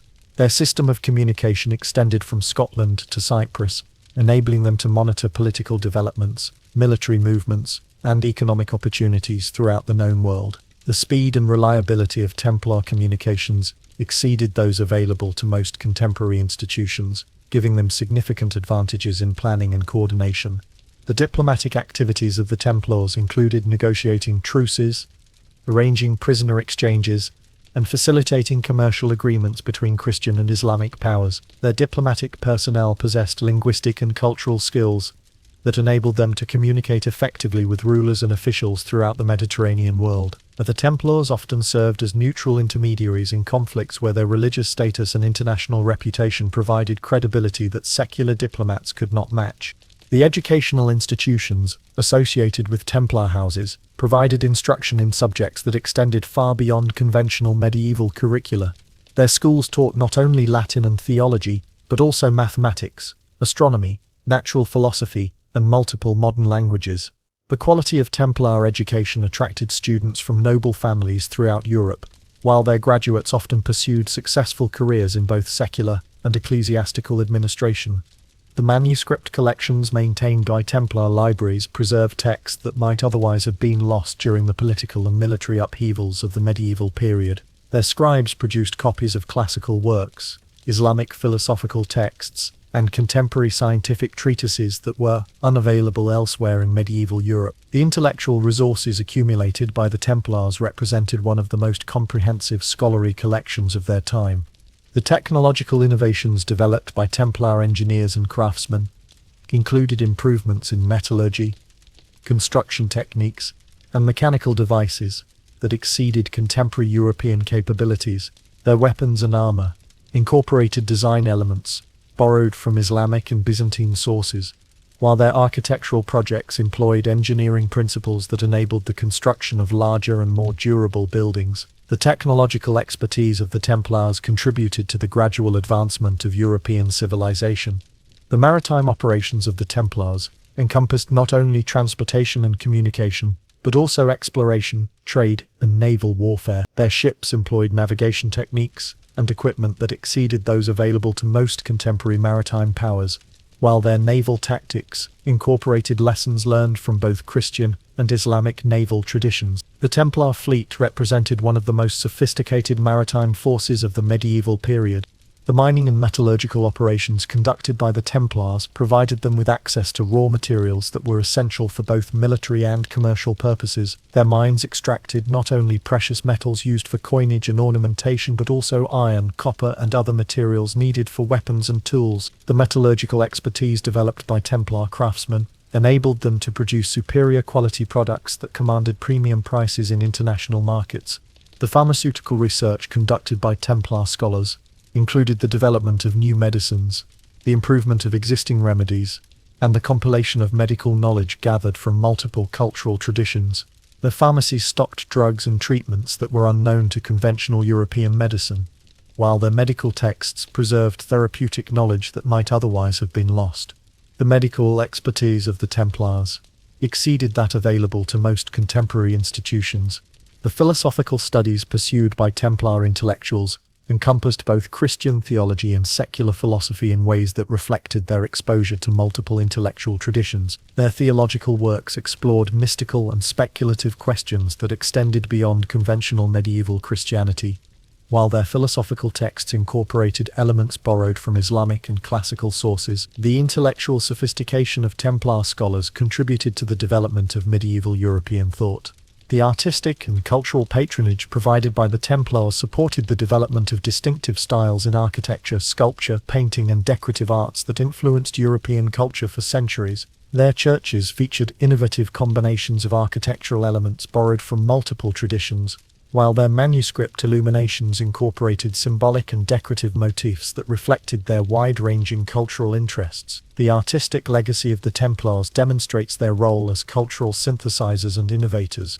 The legal and administrative expertise developed by the Templars enabled them to manage complex international operations while maintaining compliance with the diverse legal systems under which they operated. Their legal scholars produced treatises on commercial law, international relations, and ecclesiastical procedure that influenced the development of medieval European jurisprudence. The administrative methods developed by the Templars provided models for the governance of other international institutions. The financial analysis conducted by modern historians suggests that the Templar treasure, rather than consisting primarily of gold and silver, may have included vast quantities of documents, books, and other intellectual property that would have been equally valuable to medieval rulers. The knowledge possessed by the Templars about trade routes, political relationships, and commercial opportunities represented assets that could not be easily quantified, but were nonetheless extremely valuable. The loss of this intellectual capital may have been as significant as any monetary treasure. The archaeological investigations conducted at former Templar sites have revealed evidence of activities that extend beyond conventional monastic and military functions. Excavations have uncovered workshops, laboratories, and storage facilities that suggest involvement in manufacturing, research, and commercial activities that were not mentioned in official documents. The physical evidence suggests that Templar operations were more diverse and sophisticated than traditional historical accounts have indicated.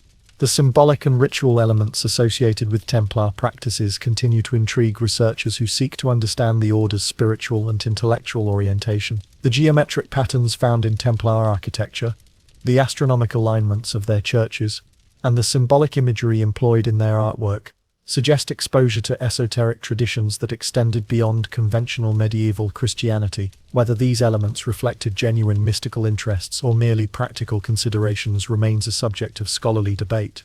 The survival strategies employed by individual Templars after the dissolution of their order demonstrate both the resources available to them and their determination to preserve their traditions and knowledge. Some former Templars joined other military orders, while others sought refuge in regions where they could continue their activities under different auspices. The continuation of Templar traditions within other organizations suggests that their influence extended beyond the formal existence of their order. The political ramifications of the Templar trials extended throughout medieval Europe as rulers and institutions reassessed the relationship between secular and ecclesiastical authority. The precedent established by Philip I's successful attack on a papal order encouraged other monarchs to challenge church prerogatives, while the methods employed in the trials influenced the development of inquisitorial procedures that would be used against other groups deemed threatening to established authority. The destruction of the Templars marked a significant shift in the balance of power between church and state. The economic consequences of Templar dissolution included the disruption of international trade networks, the collapse of credit systems, and the loss of technological and commercial expertise that had contributed to European economic development. The seizure of Templar assets provided short-term benefits to the rulers who confiscated them, but the long-term costs of losing their financial and commercial services may have exceeded these immediate gains. The economic impact of Templar destruction contributed to the financial difficulties that plagued European kingdoms throughout the 14th century. The intellectual legacy of the Templars includes not only the specific knowledge and techniques they developed, but also their approach to learning and inquiry that emphasized practical application over theoretical speculation. Their willingness to borrow ideas and methods from multiple cultural traditions, combined with their emphasis on empirical observation and experimentation, provided a model for intellectual development that would influence the emergence of Renaissance humanism. The intellectual methods pioneered by the Templars contributed to the gradual transformation of European scholarship. The religious and spiritual legacy of the Templars encompasses both their contributions to medieval Christianity and their possible influence on alternative spiritual traditions that emerged in later centuries. Their emphasis on direct religious experience, combined with their exposure to multiple mystical traditions, may have contributed to the development of movements that challenged conventional ecclesiastical authority. The spiritual innovations associated with the Templars influenced the evolution of European religious thought in ways that extended far beyond their formal existence. As we contemplate the complex legacy of the Knights Templar, we are reminded that historical truth often lies not in simple narratives of success or failure, but in the intricate web of relationships, innovations, and consequences that connect past and present across the centuries. The Templars achieved greatness not merely through military prowess or financial success, but through their ability to synthesize diverse traditions and adapt to changing circumstances. Their ultimate destruction resulted not from moral corruption or religious heresy, but from their inability to navigate the shifting political realities of an age that no longer tolerated institutions that claimed authority independent of secular control. In the quiet hours of night, when our rational minds relax their grip on the need for definitive answers, we might sense something of what drew those 9 knights to swear their oath beneath the dome of the Temple Mount.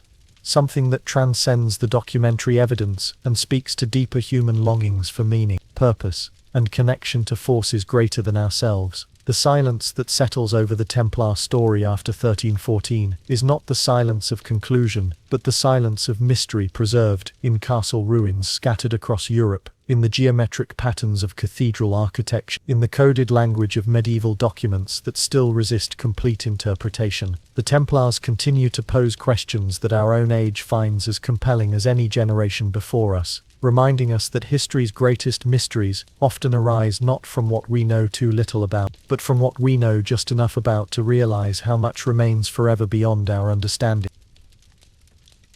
Chapter 4: The Feast and the Hunt. Chivalric luxury at court.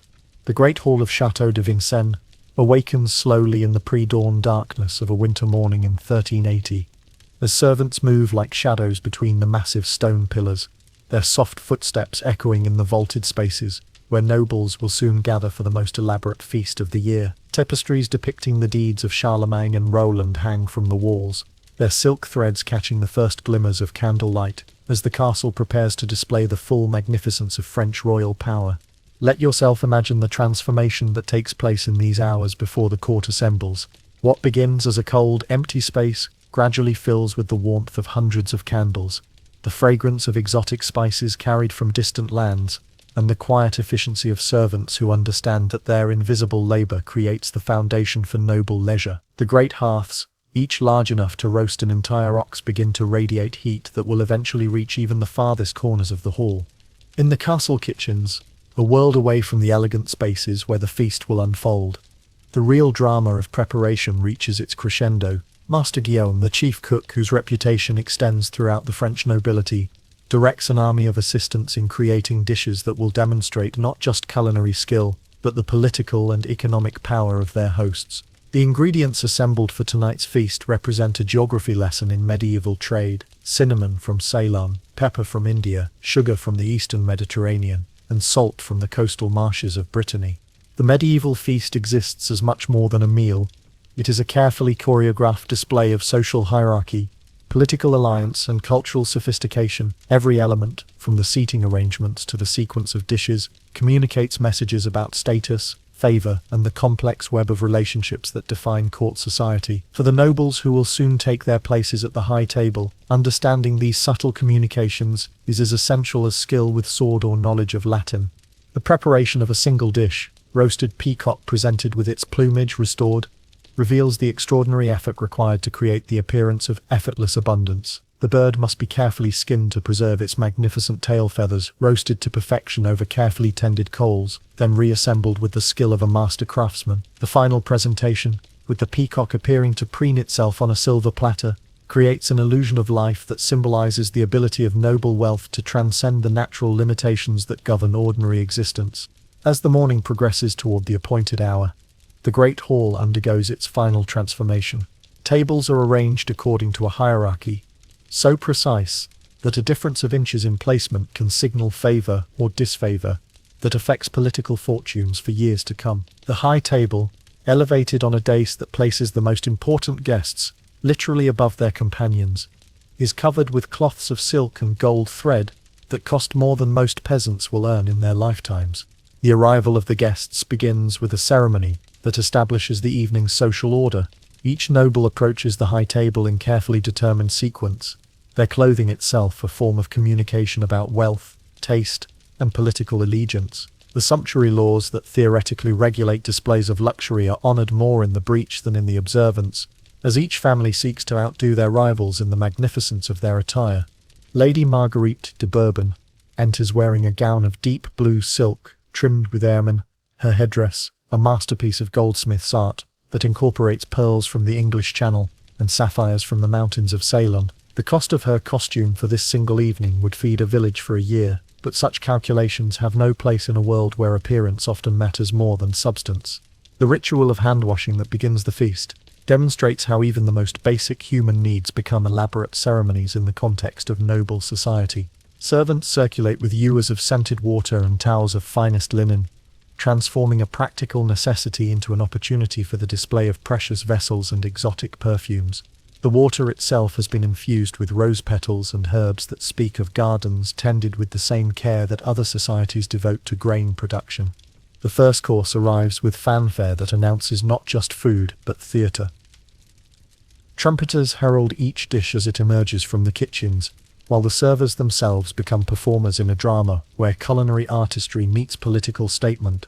The roasted swan that glides across the hall on its silver charger has been prepared with its neck curved in an attitude of noble disdain, its black and white plumage restored to create the illusion that death itself has been conquered by culinary art. Between the elaborate courses, entertainment fills the spaces that might otherwise allow for awkward silences or uncomfortable confrontations. Minstrels perform songs that celebrate the deeds of their hosts' ancestors, while acrobats and jugglers provide diversions that demonstrate the court's ability to command even the most exotic forms of human skill. A troupe of dancers from Andalusia performs steps that incorporate movements learned in courts where Christian and Islamic traditions have created entirely new forms of artistic expression. But it is the conversation that flows between these entertainments that reveals the true complexity of court society. Nobles discuss military campaigns with the detached intellectual interest of chess masters, analyzing famous games, their words carefully chosen to reveal support or opposition to various political factions without crossing the invisible lines that separate acceptable criticism from dangerous treason. A casual comment about the weather in Flanders might actually constitute a coded message about trade negotiations, while praise for a fellow noble's hunting prowess could signal readiness to support their claims in an inheritance dispute. The dishes themselves tell stories of conquest and cultural exchange that extend far beyond their immediate purpose as nourishment. The spiced wine that accompanies the meat courses contains cinnamon that travelled from groves tended by farmers who have never heard of France, while the sugar sculptures that provide the evening's visual climax represent the labour of workers in Cyprus and Crete, whose lives are as remote from this feast as the moon itself. As the evening progresses, the careful choreography of the early courses gives way to more relaxed interactions that nonetheless follow their own complex rules. The tradition of offering choice portions to favoured guests becomes a form of diplomacy, where the selection of a particular cut of meat can signal political alliance or romantic interest. The art of gracefully declining such offers while avoiding offence requires social skills that take years to master.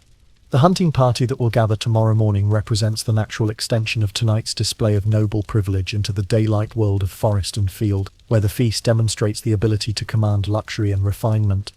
The hunt reveals the capacity for violence and dominance that underlies all medieval power. Yet, like the feast, the hunt follows elaborate rules that transform necessary skills into artistic performances. The ritual preparation for the hunt begins before dawn, as stable boys prepare horses whose bloodlines are as carefully maintained as those of the nobles who will ride them. Each mount has been selected not just for speed and endurance but for temperament, because the hunt demands partners who can respond to their riders' subtle signals, while maintaining the courage needed to pursue dangerous quarry through uncertain terrain. The hawks and hounds that will participate in tomorrow's hunt represent investments that rival the cost of maintaining entire households. A trained garfalcon, capable of bringing down prey as large as herons or small deer, might cost as much as a warhorse, while the pack of hunting hounds that will track their quarry through the royal forest has been bred and trained with the same care that military commanders devote to their elite troops. Master Jean de Brie, the royal huntsman whose knowledge of forest lore extends back through generations of his family's service, understands that tomorrow's expedition serves purposes that extend far beyond the capture of game, and the hunt provides opportunities for private conversations away from the listening ears that make castle halls dangerous places for sensitive discussions. It allows for the display of courage and skill that reinforces the warrior identity central to noble self-image. Most importantly, it demonstrates the exclusive right to exploit natural resources that distinguishes those who rule from those who serve. The forest itself has been shaped by generations of noble privilege into something that barely resembles the wild woodlands that once covered most of Europe. Ancient trees have been preserved or removed according to aesthetic principles that prioritize the visual pleasure of hunting parties over the practical needs of timber production.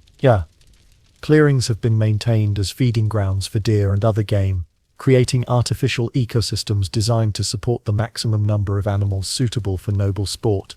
The legal framework that governs access to this carefully managed landscape reflects the fundamental assumptions of medieval society about the relationship between social status and natural rights. Peasants who live within sight of abundant game face severe penalties for taking even a single rabbit to feed their families, while nobles routinely kill dozens of animals in a day's sport. The enforcement of these game laws requires a network of foresters and bailiffs, whose loyalty must be maintained through a combination of rewards and intimidation.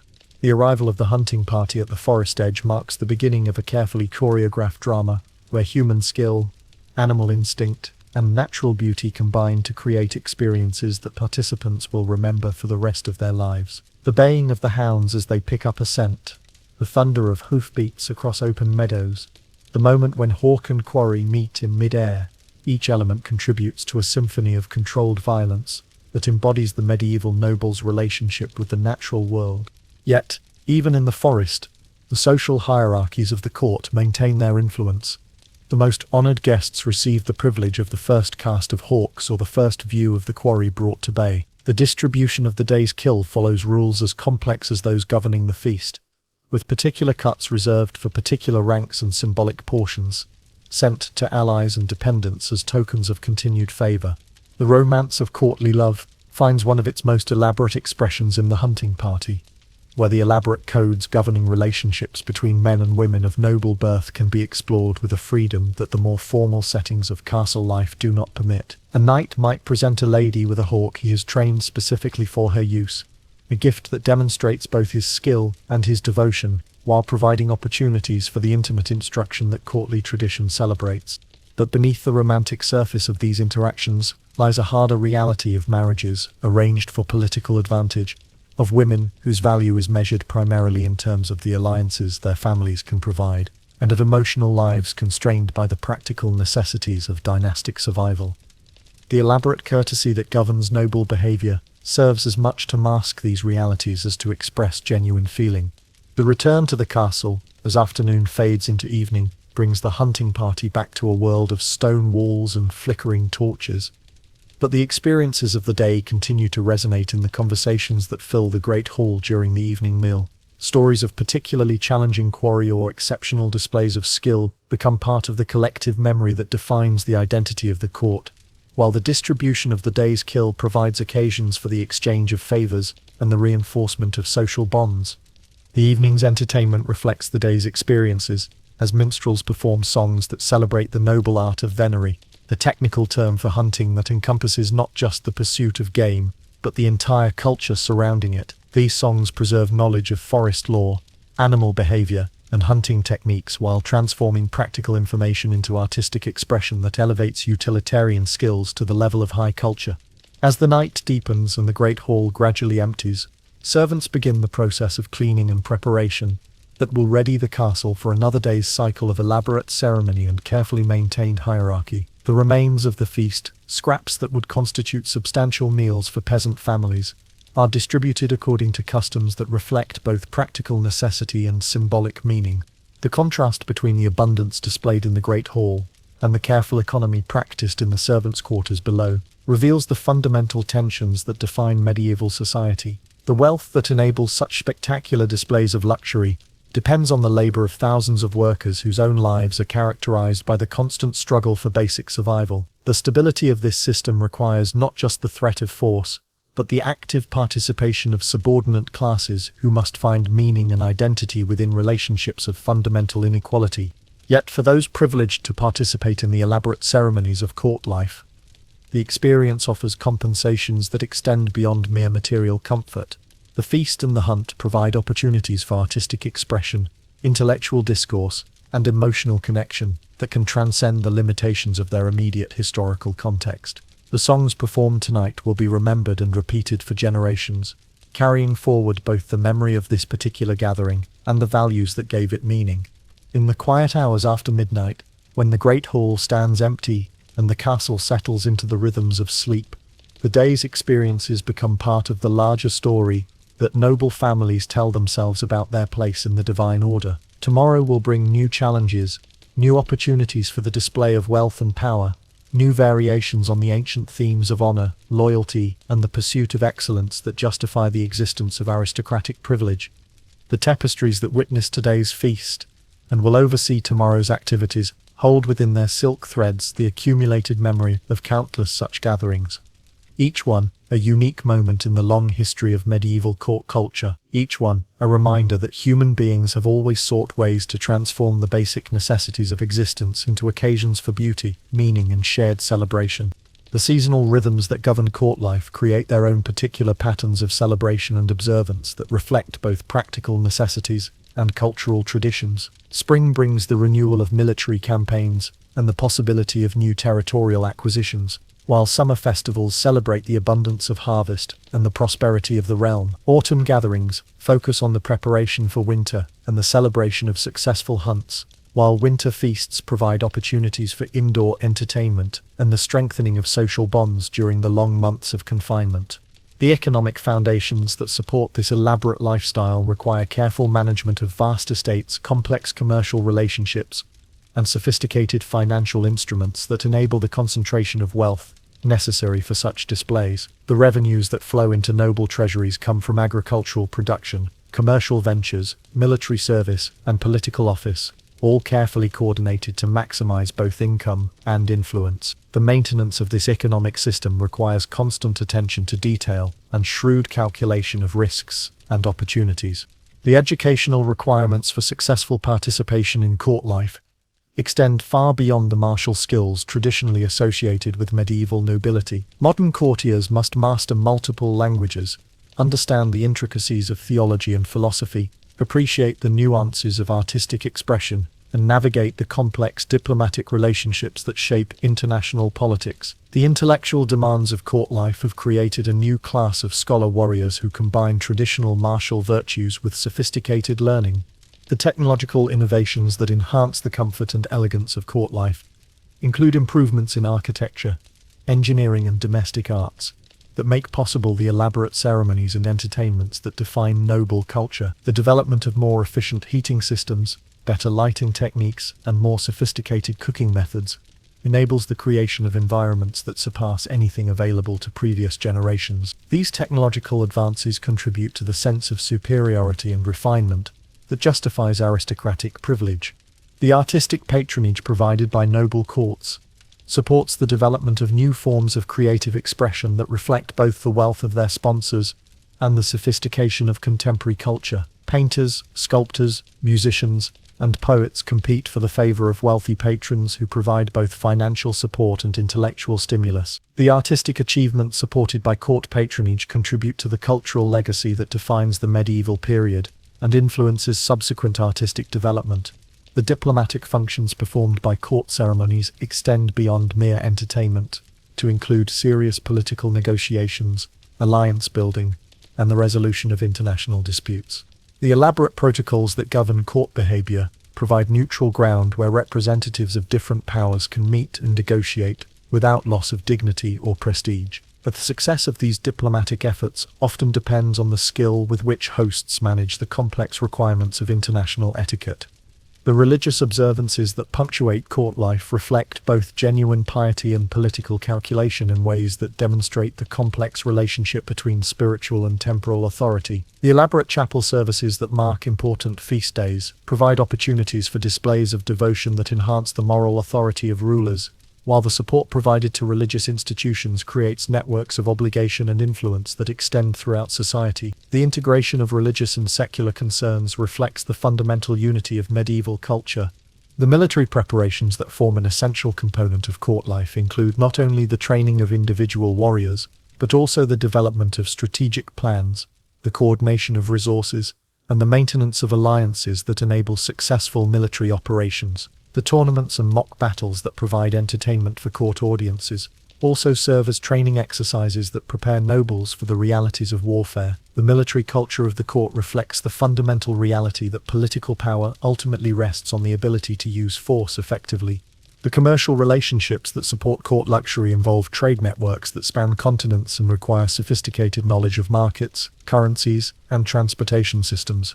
The merchants and financiers who supply exotic goods and services to noble households operate complex businesses that bridge cultural and geographical boundaries. The economic relationships that enable court life contribute to the development of international commerce and the emergence of a global economy. The social mobility that characterizes court society provides opportunities for advancement that enable talented individuals to rise above their birth circumstances through service, skill. The presence of successful courtiers from modest backgrounds, alongside ancient noble families, creates a dynamic environment where merit and ambition can triumph over hereditary privilege. This social fluidity contributes to the vitality and adaptability of court culture while also creating tensions and conflicts that require careful management.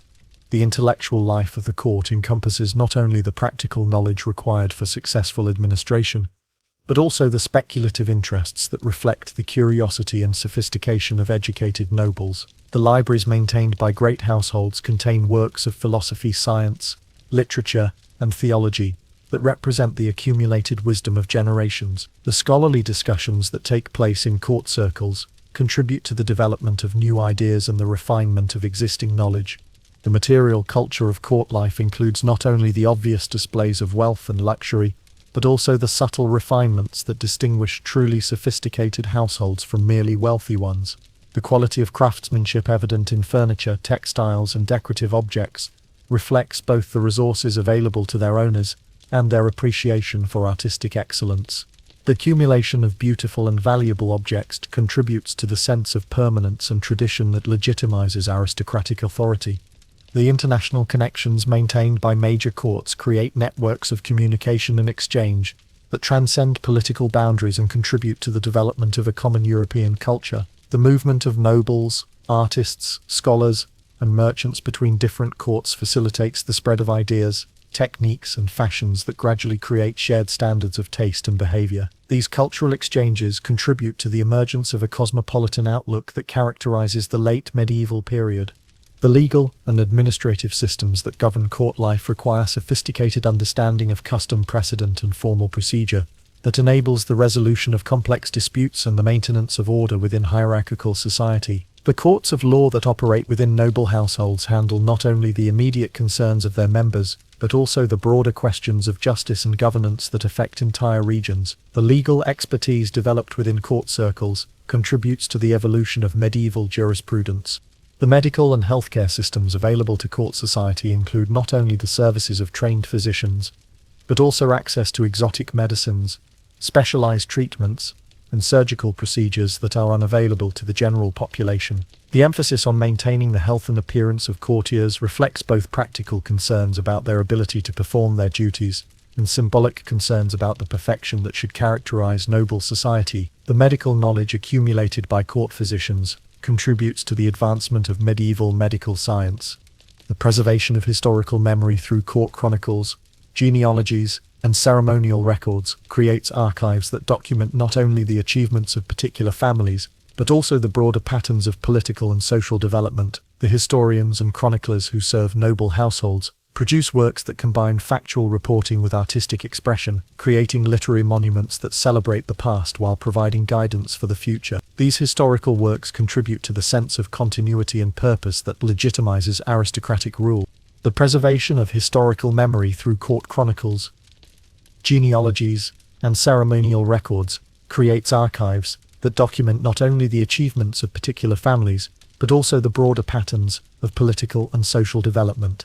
The historians and chroniclers who serve noble households produce works that combine factual reporting with artistic expression, creating literary monuments that celebrate the past while providing guidance for the future. These historical works contribute to the sense of continuity and purpose that legitimizes aristocratic rule. The intricate protocols governing gift exchange at court reveal sophisticated systems of obligation and alliance that extend far beyond simple generosity. The timing, value, and symbolic meaning of gifts communicate complex messages about political relationships, personal favor, and future expectations. New Year's gifts, wedding presents, and diplomatic offerings follow carefully established customs that require years of study to master fully. The Duke of Burgundy's household records show expenditures of over 6% of annual income on gifts alone, demonstrating the economic significance of these ceremonial exchanges. The elaborate systems of court dress and personal adornment serve multiple functions that extend beyond mere display of wealth, to include communication of political allegiance, marital status, regional origin, and current favor with ruling authorities. The sumptuary laws that attempt to regulate luxury consumption create complex hierarchies of permitted fabrics, colors, and ornamental elements that change frequently enough to require constant attention from ambitious courtiers. The fashion innovations pioneered in major courts spread throughout Europe through networks of correspondence and personal contact, creating shared standards of taste that transcend political boundaries. The musical culture of medieval courts encompasses both sacred and secular traditions that reflect the sophisticated artistic tastes of educated nobility. The development of polyphonic composition techniques, the refinement of musical instruments, and the creation of new poetic forms demonstrate the creative energy that court patronage could unleash. Court musicians travel between households carrying new compositions and performance techniques, while the integration of music with other arts creates multimedia experiences that anticipate later operatic developments. The preservation of musical manuscripts in court libraries ensures the survival of compositions that might otherwise have been lost. The architectural innovations sponsored by ambitious rulers create environments that combine practical functionality with symbolic representation of power and sophistication. The development of new heating systems, lighting techniques, and decorative programs transforms medieval castles from purely military installations into centers of cultural life. The integration of defensive and residential functions requires engineering solutions that influence the broader development of European architecture. The artistic programs commissioned for court buildings establish iconographic traditions that influence religious and secular art for centuries. The tournament culture that provides entertainment for court audiences serves multiple purposes that include military training, diplomatic negotiation, and the reinforcement of chivalric ideals. The elaborate rules governing tournament participation reflect both practical safety concerns and symbolic requirements that distinguish noble combat from common violence. The economic impact of major tournaments attracts merchants and craftsmen from throughout Europe, while the international participation of knights creates opportunities for cultural exchange and political alliance building. The romantic literature inspired by tournament culture contributes to the development of courtly ideals that influence European culture for centuries. The culinary traditions developed in court kitchens represent sophisticated fusion of local ingredients with exotic imports that demonstrate both the wealth and cosmopolitan sophistication of their patrons. The development of new cooking techniques, preservation methods, and presentation styles influences the broader evolution of European cuisine. The training required for master cooks encompasses not only practical culinary skills, but also knowledge of nutrition, medicine, and aesthetic principles that enable the creation of meals that satisfy both physical and cultural requirements. The recipe collections preserved in court archives document culinary innovations that spread throughout European society. The textile arts practiced in court workshops include not only the production of clothing and furnishings, but also the creation of ceremonial hangings, heraldic displays, and decorative objects that communicate political and cultural messages. The development of new weaving techniques, dyeing methods, and decorative programs requires international trade networks that bring together materials and expertise from throughout the known world. The quality standards maintained by court textile workshops influence the broader development of European luxury production. The symbolic programs incorporated into court textiles preserve iconographic traditions that contribute to the development of European visual culture. The manuscript illumination commissioned for court libraries represent some of the finest artistic achievement of the medieval period, combining sophisticated technical skills with profound cultural knowledge. The development of new pigments, binding techniques, and decorative programs creates books that function as both repositories of knowledge and objects of aesthetic contemplation. The international exchange of manuscripts between courts facilitates the spread of artistic techniques and intellectual traditions that transcend political boundaries. The preservation of illuminated manuscripts in court libraries ensures the survival of artistic traditions that influence subsequent cultural development. The diplomatic entertainment provided by court ceremonies creates opportunities for international negotiation that combine serious political discussions with elaborate cultural displays. The hosting of foreign ambassadors requires careful attention to protocol that respects the dignity of visiting powers while demonstrating the wealth and sophistication of the host court. The success of diplomatic ceremonies often depends on the subtle management of symbolic elements that communicate respect, alliance, or subtle intimidation without causing open offense. The cultural exchanges facilitated by diplomatic visits contribute to the development of shared European traditions. The garden design and landscape architecture commissioned by court patrons create outdoor environments that combine aesthetic beauty with practical functionality in ways that anticipate later developments in European garden art. The integration of ornamental and utilitarian plantings demonstrates sophisticated understanding of botany, hydrology, and design principles that require both theoretical knowledge and practical experience. The exotic plants imported for court gardens create opportunities for botanical experimentation that contributes to the advancement of agricultural knowledge. The symbolic programs incorporated into garden design reflect complex cultural traditions that influence the broader development of European landscape architecture.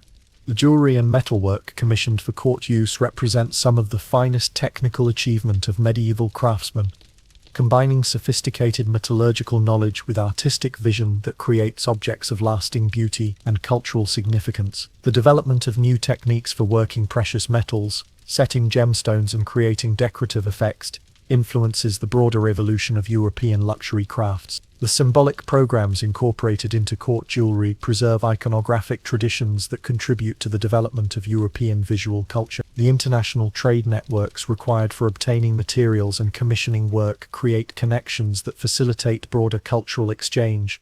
The hunting lodge architecture, developed for court recreational activities, creates specialized environments that combine practical functionality with aesthetic sophistication in ways that influence the broader development of European residential architecture. The integration of stabling, kennels, and human accommodation requires innovative design solutions that balance the needs of humans and animals.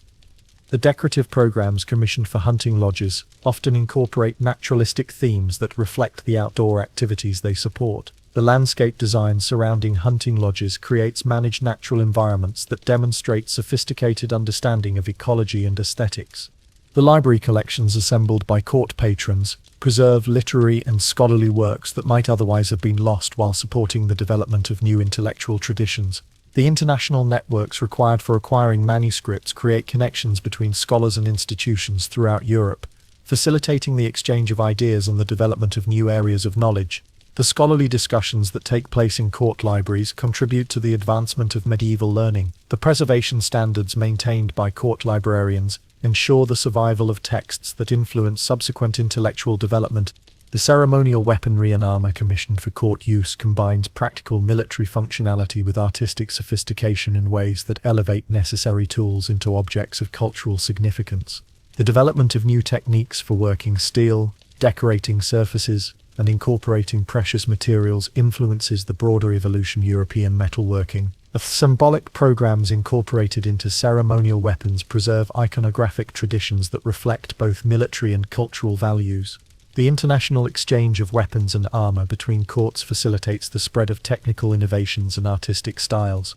The theatrical entertainment, commissioned for court audiences, includes not only traditional forms of musical and dramatic performance, but also innovative multimedia experiences that combine multiple art forms in unprecedented ways.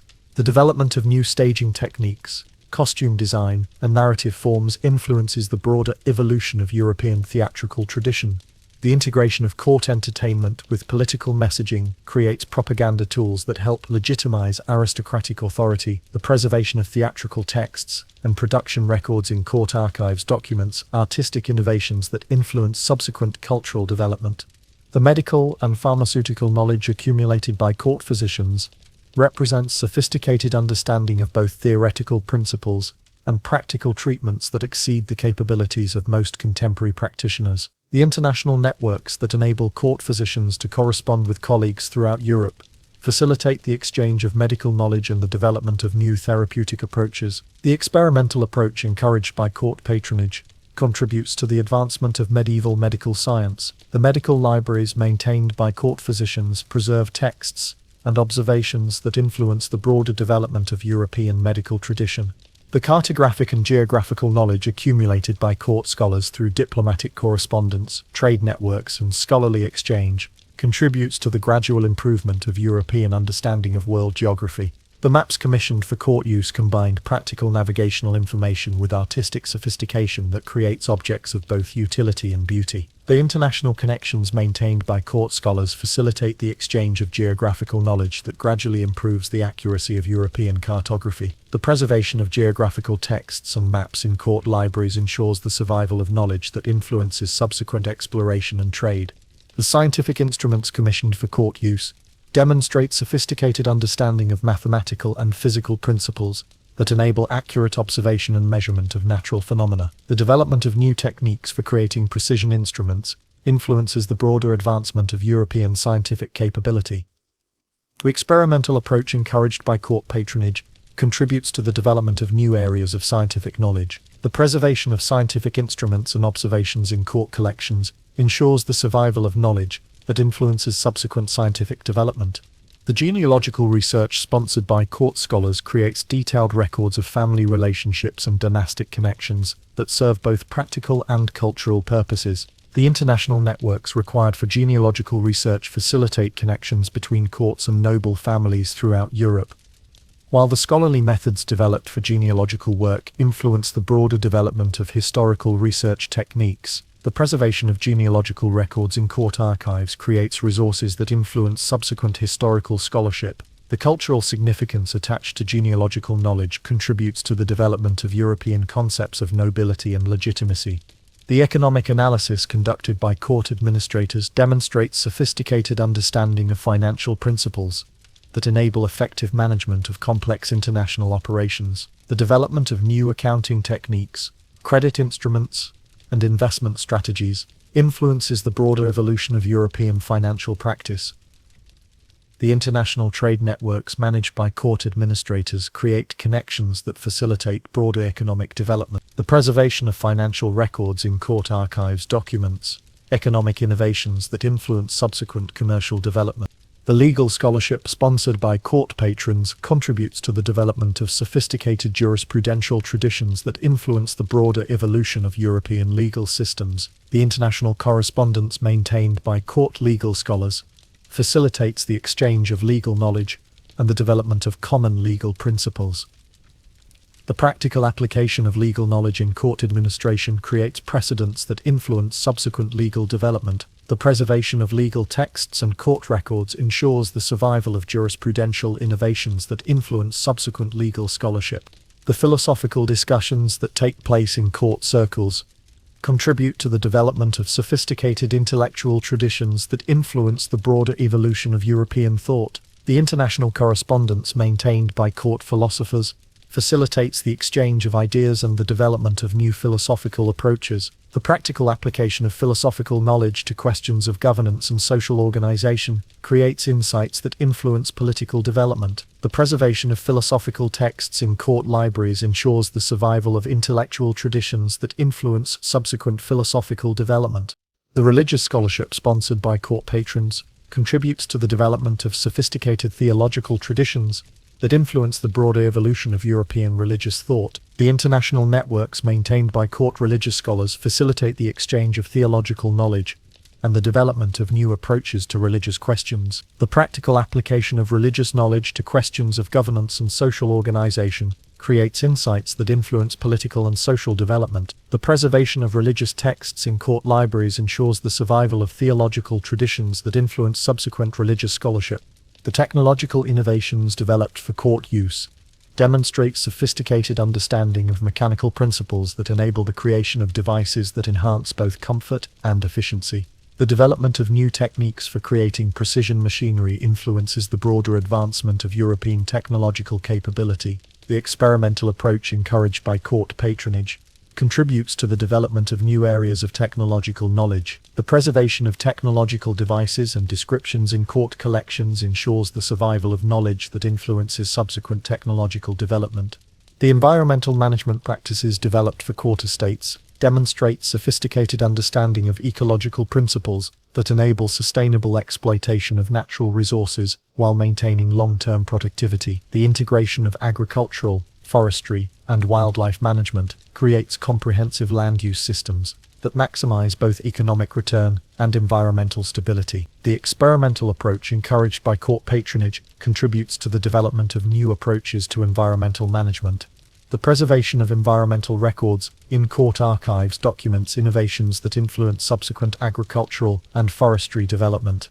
As we settle into the comfort of our own beds, far removed from the complexities of medieval social hierarchy, but perhaps not so different in our desire for meaning and connection, we might reflect on the enduring human impulse to create ceremonies that elevate ordinary experience into something approaching the transcendent. The feast and the hunt may belong to a vanished world, but the hunger for beauty, community, and the feeling of participating in something greater than ourselves remains as powerful today as it was in the firelit halls of medieval castles. The elaborate rituals that once transformed simple meals into statements of power and identity continue to echo in our own celebrations, reminding us that the human need for ceremony and meaning transcends the particular forms it takes in any given age. In the quiet hours of night, when we seek rest and restoration from the demands of our own complex world, we might find comfort in knowing that others before us have faced similar challenges and found ways to create beauty and significance even in the midst of difficulty and uncertainty. The tapestries that once adorned medieval walls may have crumbled to dust, but the human capacity for creating meaning through shared ritual and celebration continues to weave new patterns in each generation, connecting us across the centuries to all those who have sought to transform the ordinary moments of existence into occasions for wonder, gratitude, and the quiet recognition that we are part of something larger and more enduring than our individual lives. Inclusion, the echo of ancient footsteps. As our journey through the medieval world draws to its gentle close, let yourself settle deeper into the comfort of this present moment, where the warmth of your bed shields you from the harsh realities we have explored together. The candles that lit the great halls have long since guttered out, the armor has crumbled to rust, and the voices that once commanded kingdoms have faded into the whisper of wind through ruined stones. Yet something endures from those distant centuries, something that transcends the specific details of squires and saints, of warrior monks and noble feasts. In the determination of a peasant boy polishing armor by candlelight, we recognize the same human drive for betterment that motivates us today. In Joan's unwavering faith in her divine mission, we see the power of absolute conviction that still moves mountains in our modern world. In the mysteries that surround the Templars, we find the same questions about power, secrecy, and hidden truth that continue to fascinate us. And in the elaborate ceremonies of court life, we discover the eternal human need to transform mere survival into something approaching art. The medieval world we have visited tonight was both impossibly remote and startlingly familiar. The physical hardships that define daily life for most people have largely disappeared from our experience, replaced by comforts that would seem miraculous to a 14th century peasant. Yet the emotional landscape of medieval life, the struggles with hierarchy and inequality, the search for meaning and purpose, the tension between individual desire and social obligation, remains recognizable to anyone who has ever felt the weight of others' expectations or dreamed of rising above their circumstances. The squire whose dawn routine we shared understands something about perseverance and hope that speaks across the centuries. His willingness to endure hardship in pursuit of a dream that might never be realized reflects a fundamental human capacity for faith in the future that no amount of immediate suffering can entirely extinguish. In his patient attention to duties that seem both endless and thankless, we might recognize something of our own daily routines, our own quiet acts of persistence in the face of uncertainty. Joan of Arc's extraordinary journey from obscure village to the heights of political power reminds us that history's most dramatic transformations often begin in the most unlikely places, in the hearts of individuals who discover within themselves the courage to act on convictions that others find impossible to share. Her story speaks to the mysterious relationship between personal faith and historical change, suggesting that the forces that shape nations and topple kingdoms may be as much spiritual as material.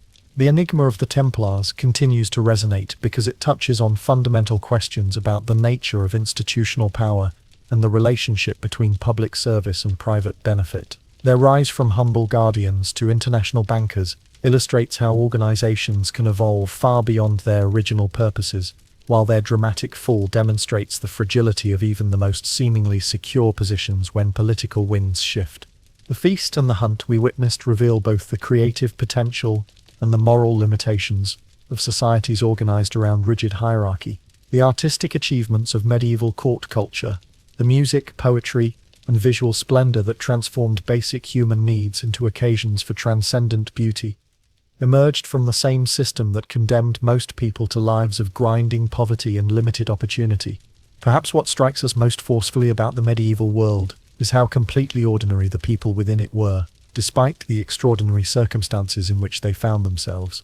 The squire polishing armor was not a hero, but simply a young man trying to make the best of limited options. Joan was not a supernatural being, but a teenage girl who heard voices and chose to act on what they told her. The Templars were not mystical guardians of ancient secrets, but practical men trying to serve God while navigating the complexities of political and economic power. The nobles at their feasts were not living embodiments of romantic ideals, but human beings struggling with the same fundamental needs for meaning, connection, and security that we all share. This ordinariness does not diminish the significance of their stories, but rather enhances it, because it reminds us that history is made not by superhuman figures but by people much like ourselves, facing choices that seem overwhelming at the time, but that in retrospect appear as natural as breathing. The courage, creativity, and determination that enabled medieval people to build cathedrals, launch crusades, and create the foundations of modern civilization were not qualities possessed only by an exceptional few, but capacities that exist within everyone, waiting for the right circumstances to call them forth. As you drift towards sleep, you might reflect on the strange comfort that comes from knowing that others before us have faced hardships that dwarf our own troubles, and yet found ways to create beauty, meaning, and hope even in the darkest circumstances. The medieval world was often cruel, frequently unjust, and always uncertain, yet within its constraints, people found ways to love, learn, dream, and aspire to something greater than mere survival. The bells that once marked the hours in medieval monasteries have fallen silent, but time itself continues its ancient rhythm, carrying us forward into a future that remains as mysterious to us as ours was to them. The specific challenges that defined their world have given way to new problems and new possibilities, but the fundamental human story continues, the endless quest for understanding, for justice, for beauty, and for connection with forces larger than ourselves. In the quiet of this night, as your breathing slows and your mind releases its grip on the concerns of the day, you might sense something of the vast continuity that connects us to all those who have lived before us, and all those who will come after. The squires and saints, the warrior monks and noble courtiers, the merchants and farmers and craftsmen who populated the medieval world, all of them sleep now in the same peaceful rest that awaits you, their struggles completed, their stories preserved in the great library of human memory. The medieval world reminds us that every age considers itself to be living at a crucial turning point in history, facing challenges that seem unprecedented in their complexity and urgency. Yet somehow, generation after generation finds ways to meet these challenges, to adapt and survive, and occasionally even to flourish, creating along the way the accumulated wisdom and beauty that we inherit as our birthright. Tomorrow will bring its own demands and opportunities, its own mixture of routine duties and unexpected possibilities. But tonight, sheltered by the accumulated achievements of all those generations who came before us, you can rest in the confidence that the human story continues, that the capacity for growth and change and hope remains as strong today as it was when a young peasant girl heard angels singing in a farmhouse near the borders of France, or when 9 knights swore an oath in the shadow of Solomon's temple, or when countless forgotten individuals chose to rise each morning and meet whatever challenges awaited them with whatever courage they could muster. Sleep well, knowing that you are part of this great continuum, this endless human story of struggle and aspiration, of failure and achievement, of love and loss, and the eternal hope for something better just beyond the horizon. In your dreams tonight, you might walk once more through those medieval landscapes, might hear the echo of ancient footsteps on cobblestone paths, might glimpse the flicker of candlelight in windows that have been dark for centuries. And when you wake tomorrow, refreshed and ready for whatever awaits, you will carry with you something of their persistence, their faith, their willingness to continue the great work of being human in a world that demands nothing less than everything we have to give, and yet somehow, miraculously, proves itself worthy of that gift. Rest now, gentle traveller through time, and let the peaceful silence carry you home.